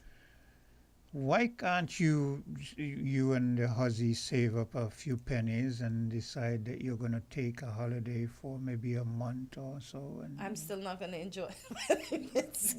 what do you mean? You Okay, so let's say a famine happened and I decide to go back to Guyana because I'm Guyanese and whatever. What if they have, and I'm going to be the devil's advocate, what if everybody wants to go to the food basket and they have a cutoff? Well, and you they said, can't. oh, you haven't lived there, you haven't contributed. I never worked in Guyana, never ever. I left Guyana as a child, so I did nothing. You can't have your cake and eat it. I don't have an ID card. You have to get all of that. The only thing I have is a passport that I Are you maintain. sure? Are you sure you're a citizen? Mm-hmm. I'm being the devil. I'm being the devil. And I have a birth certificate that says I was born in GT. But yeah. I'm being the devil's advocate here. Oh boy. Yeah. Well, I shouldn't say anything because I'm here. I don't even have a passport. My passport expired years ago, No. and I haven't renewed it. We Yeah. need to take you across the government headquarters. I have a next commenter that says, I think based on what the agreement is, we don't have the right to take back anything. Why has there not been any educational forum so we can know what is rightfully ours? Then a next commenter said... That's a good point. That's a good point. What opposition is he talking about? In Naya, the CCM government has made sure that there is no opposition. Hello. Good morning, caller. You're live on Island T. Yeah, good morning. Why is it so difficult? You seem not to be able to get Win FM on radio. I'm only able to get Win FM on my phone. Where are you situated? Where do you live? Road Rock. Years ago, that wasn't the case, but I Well, used to think was the radio the problem. one half of the island is getting Win FM. That's from the time you leave Keys heading down to Diet Bay. That part of the island, the transmitter is working. We've got that up for some time now, a few months now. But the other part that feeds the whole of Bastia going down across this mountain range back to Sandy Point, we have a transmitter. We have a transmitter on the way, on order, and we're gonna, when that comes, we're gonna install it. And until that time comes, you're not going to be able to get Win FM on this in the Bastia area. You might get it. You might get it in your car, because certain bits and pieces seep through the mountain. I get it on my car because I have to put on YouTube. Yeah. But in the house, I have to always have my phone. No, well, Get Win FM. some people can even get it on their cars from the radio because it kind of seeps through the mountain range. Remember those mountains that you see from Canada go right across to Utley's level. Those mountains are the impediment. If we didn't have those mountains, the whole island would be getting Win FM. But because we have two transmitters, one at a place called Spooners, that feeds that part of the island when you leave from Keys going down, and the other one at Utley's level that you can see that big antenna up there, that feeds the Bastia, Sandy Point, and that's the problem. Okay, so But we should be Mm. getting that rectified. We have an transmitter on order, new brand transmitter, and when that comes and we install it, I would say this is June. I'm not gonna live your hopes up too much, but let's say by the beginning of July, hopefully, you should be able to get Win FM again. And no more complaints. Okay, thank you very much. Okay, You're welcome. you're most Thank you welcome. And I can say that because I'm the one responsible for making sure that that happens. Okay, so. Kudos to you. Yeah.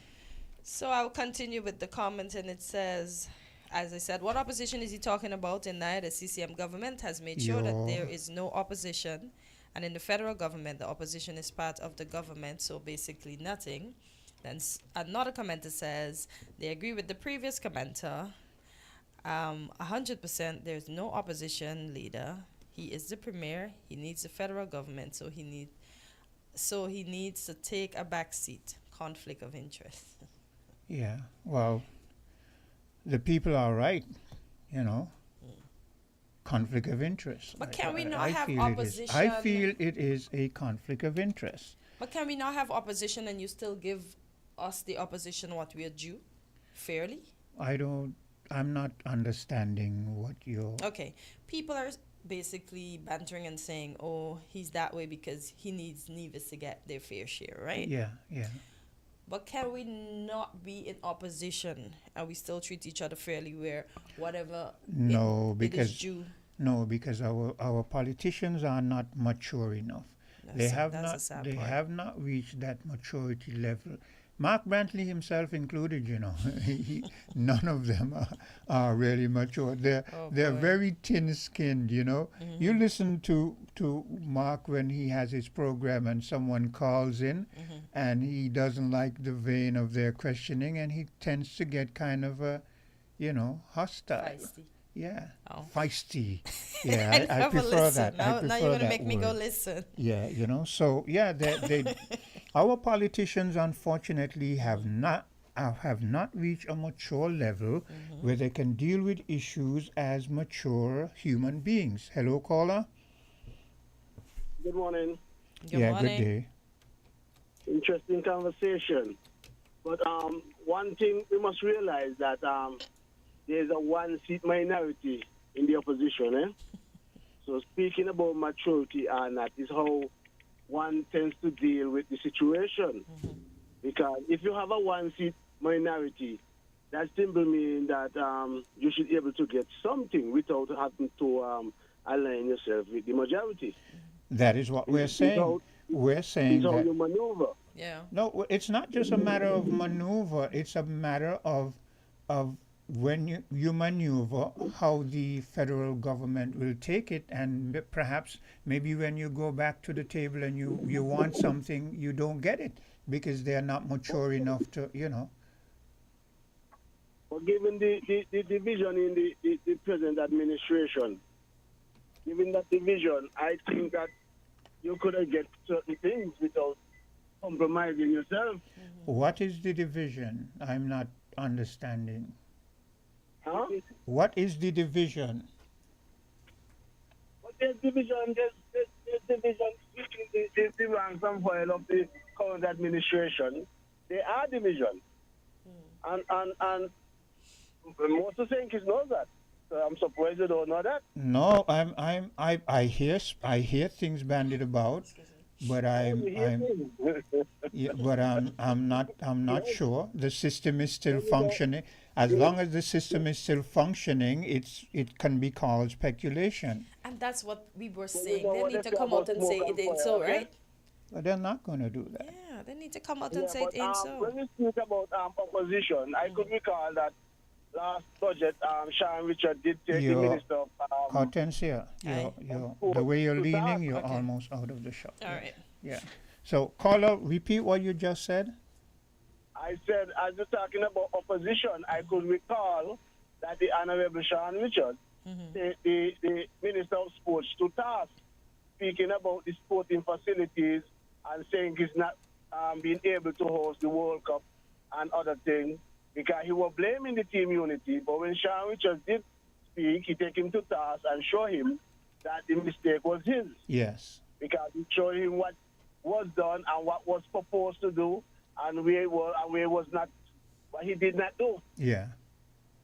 But so there's opposition and people are speaking, people are holding the government feet to the fire. I could recall that if you listen to the convention, you could hear the leader also speak and calling out the government and certain issues. But so we're saying people who are holding the government feet to the fire. We are saying, I'm going to speak for myself as someone who is observing from the sidelines.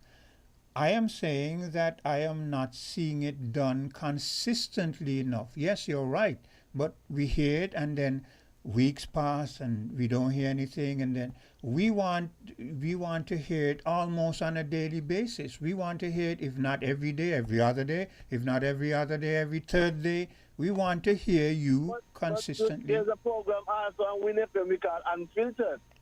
Yes. And that program takes the government, all the government feet to the fire.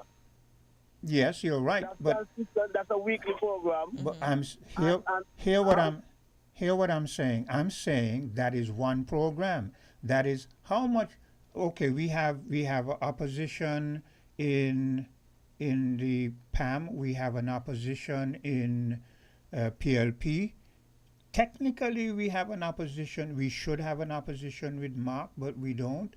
I am saying, yes, you're right. That's one program that comes on once a week, right? I am saying that we want to hear from Pam. We want to hear from what's the other one again?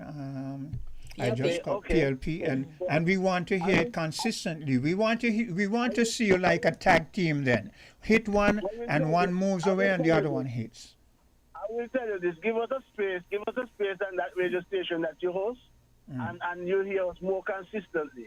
If you could carve out a space for us, we will come there and we will do that. Yeah, but you're talking about, remember, finances make the world go round, So It's not. It's nothing comes Thank free. you. I got you. Yeah. So yeah. We don't have a problem. You can get all the spots you want. Let's sit down, negotiate, and let's touch up a little finance, and make the wheels go round. Is that the reason why the opposition isn't hitting enough? Because you don't have enough finance? I'm just asking. Make some fundraisers and that kind of stuff. Make some money. But how much can we raise to do the projects that are needed to be had or done? I Hello, just think caller. everybody should be given their monies. Caller, good morning. You're live in Island T. Yeah, good morning. Very interesting, conversation. The other caller is still on? No. Yeah, man. I want to see him put his name on the ballot, seeing that he don't have any barriers around him. And he's right there on the ground and good run. The Unfiltered show on Sundays, we haven't seen them maybe 2 Sundays now. Yeah. I don't think they came on this Sunday past. My Maybe point. for yesterday. My point is this. He says yes, they have this program, and there are times, like you said, when they're missing in action. That's one. And I'm saying it's like you're in a wrestling match, and you have a tag team. One is in the ring and he's pelting some blows and so on and so forth. Soon as he feels fatigue, he touches his partner jumps in the ring, and he continues pelting some blows. That's the way we want the opposition to be. Not you pelt some blows and then you run out the ring and you sit on the outside and you're panting, trying to catch your breath. And while you're in there, the person who you should be trying to take the championship from is bouncing around on his toes, looking all confident, getting all fresh, and then when you crawl back in the ring again, he pummels you. And come on, we want a tag team here. We want a tag team. Hit one. Consistency, man. Yeah. Consistency. Yeah. And we need them to come different. We need anybody who's challenging this incumbent government. We need them to come different. And it's time for the politics stuff to change. What the Prime Minister to do? We have another caller. Hello, caller. Good morning, Brother Quint. My name is Winston. Welcome. Yeah. Yeah, oh Like, man. Quinn, is this the tag team you was asking for, man? Be careful what you wish for, man. Well, this tag team, this tag team is kind of weak, Oh, did you just show that? Oh my God. This That's some real shit. This tag team has to strengthen up itself and come again. You know what I'm saying? I'm gonna say some humor is very good at times. Yeah, go ahead. But what I want, if I may talk first, right? Yeah, go ahead. What I want the Prime Minister to do, and the Christoph Harbour thing. We're talking about transparency, and Matt Mahan was talking about that earlier. The deal that he was referring to with Timothy Harris, we want him to publish that deal right next to the deal what he did just now with the marina sale, and make sure he lists the sale price of the marina. The transparency is needed. Okay, I'll let the other caller talk. Yeah, go ahead, caller. Yes. Good morning again. Good morning to all the listeners. Now, Quint, Yeah. my elaboration pertaining to the Christoph Harbour. And it's only logical. If you enter a deal and somewhere along the way, part of the deal becomes toxic, right? It is toxic, or it was toxic. If it's not going the way to benefit not just you, but the Federation on behalf, would you continue to close that deal, or you will make some adjustments before? It all depends on, like, somebody commented and Cartensio read it. It all depends on the prior agreement. It all depends on what the contract stipulates. Sometimes, like I told you, I saw the prior contract, and from the prior contract, it almost in every aspect tied the hands of the government. The government, from that contract that I saw, had almost no leeway to do almost anything. That contract said things like, and if there's a problem, you refer to the board of Christoph Harbour or the whatever, and it didn't give the government much leeway. So that But is. here this. But here's the gray area. If you have a breach of contract, like the timeline, the anticipated timeline to pay off, and it extended and you're being warned, that's fuel for the government to use.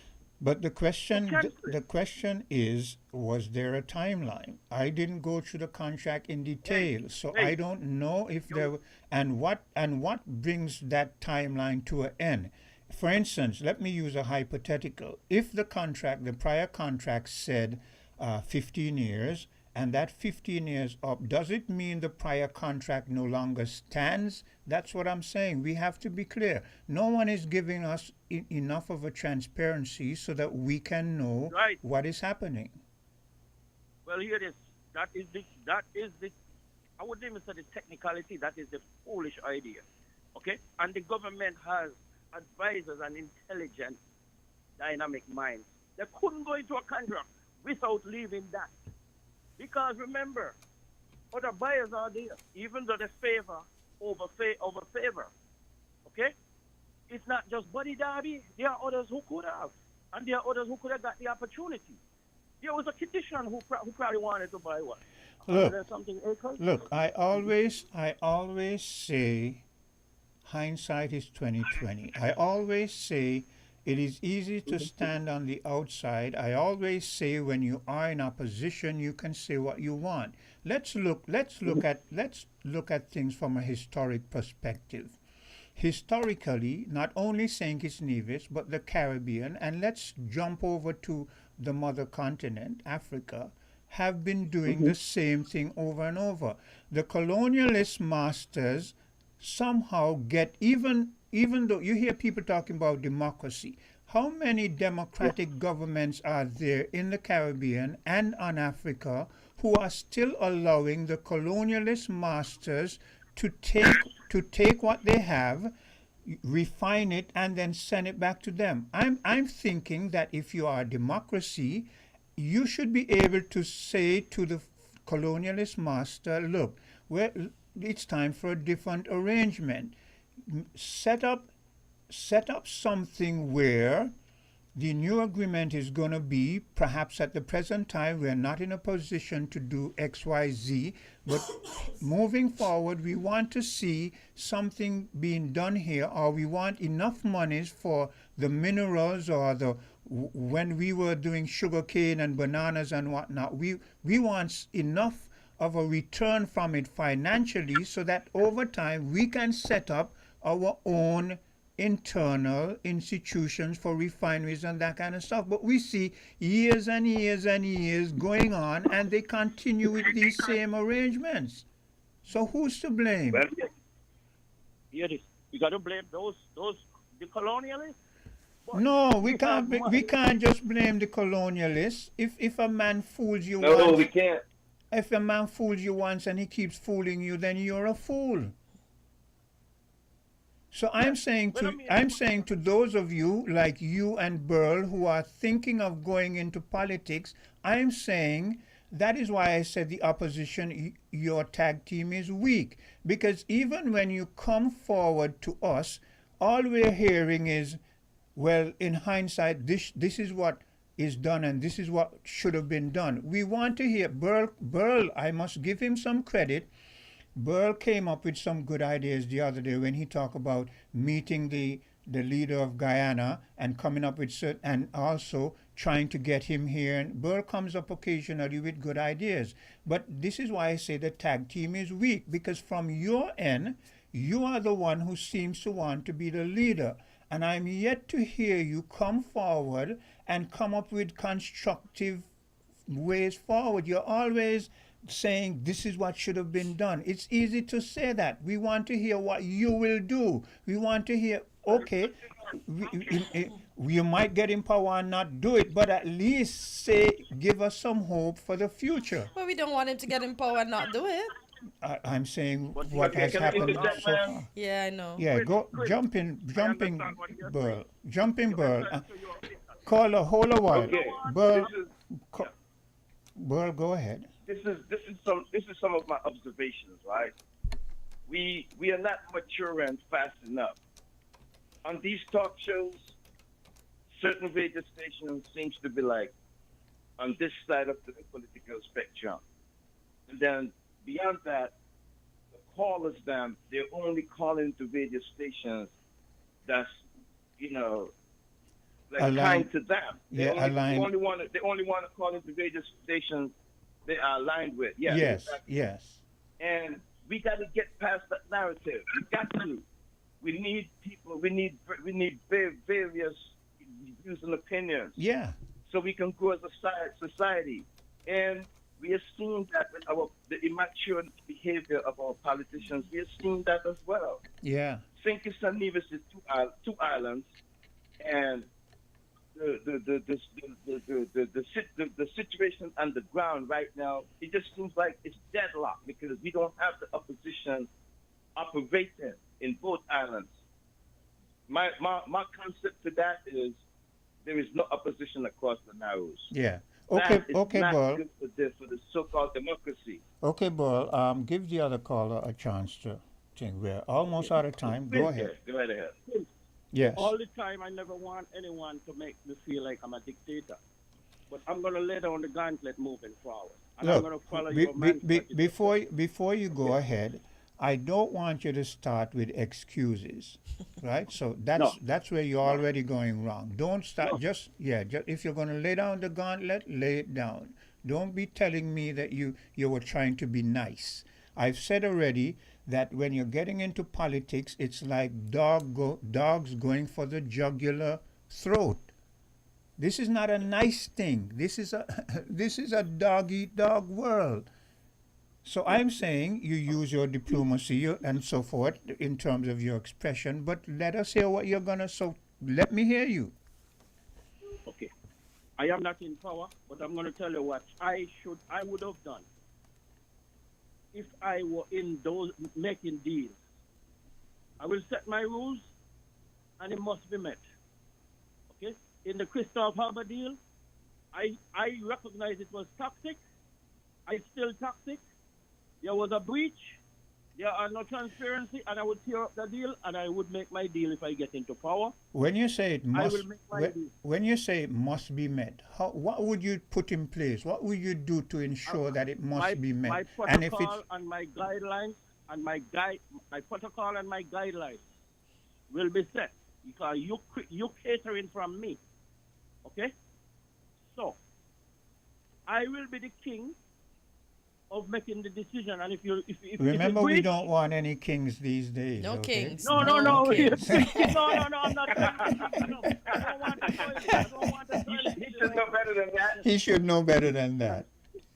I don't. When I'm saying I will trump the deal, not Donald Trump. I got to be careful with words, but I'm going to tell you my meaning. The thing is, I'm fighting for Christoph Harbour because the Southeast Peninsula in general. I know there are private owners out there, but when that part of the Southeast Peninsula become the government, right? I don't like how it went. And I think we should take it back now in the value of what we were trying away. And we've been scammed out of it. And this scammer should have known better. This scammer, but you see, caller, every time I give you the option to present something, you fall short. Remember, there was a prior contract. So the contract, we don't know if its time span has been exhausted or not. I am saying to you, it is easy for you to say I would have done, but okay. You say you would take it back. Why would you take it back? Wait, let me finish. Why would you take it back? How would you take it back? Tell me that. Why and how?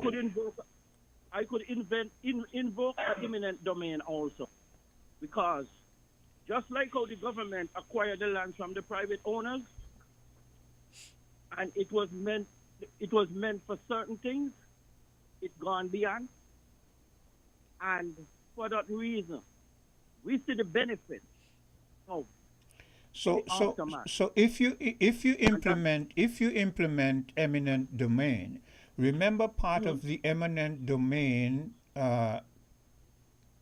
way of doing things is after you've implemented eminent domain, you must pay for the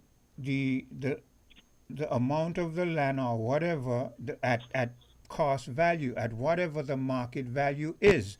So you're going to seize it and you're going to pay it. So that's kind of like you gave it away, now you're going to seize it and you're going to pay for it a second time. And I mean, But it's all in the name. It's also in the name of toxicity. The deal is toxic. The deal didn't went well. All those are leverage I can use.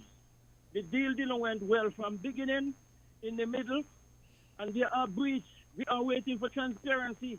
Maybe we might not get it, but beyond a reasonable doubt, there should be transparency, and there are some leverage there that we have not explained to us. This is not a private deal. Anyway, This anyway, is a national deal. anyway, we're 3 minutes over time, so I'm going to give you some time to make your final statement, and then Burl, you can make a final statement. Go ahead. In my view, like I said, the deal is toxic, and it should be revoked, and we start fresh again. There will be other investors. The Southeast Peninsula is the jewel of St. Kitts.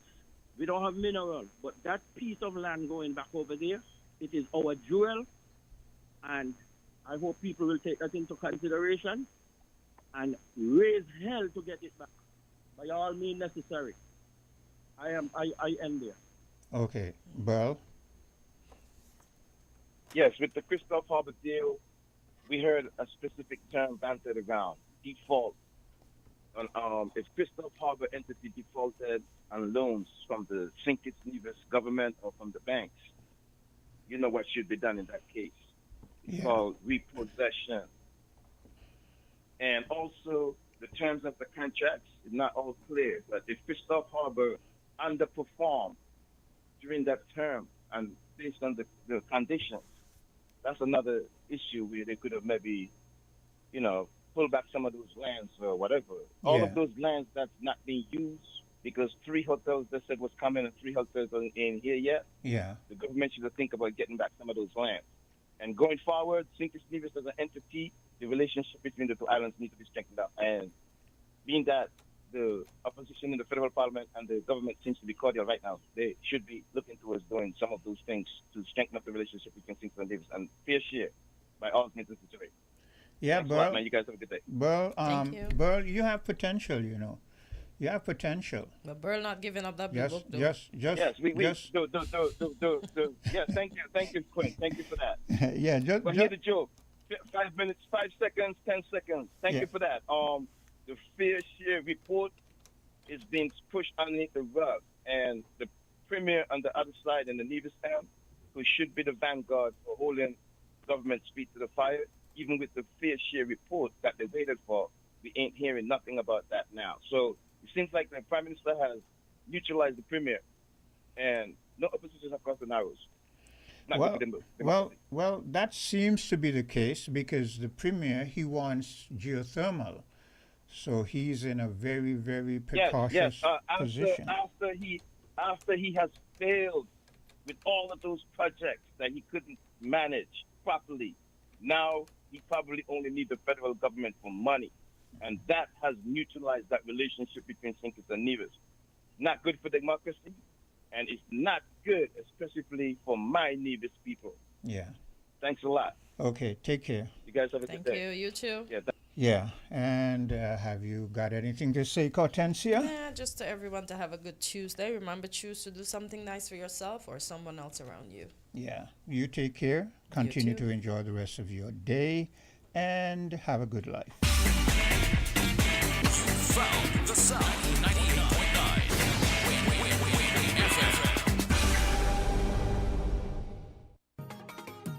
Home and Building Depot is turning up the savings. Shop exclusive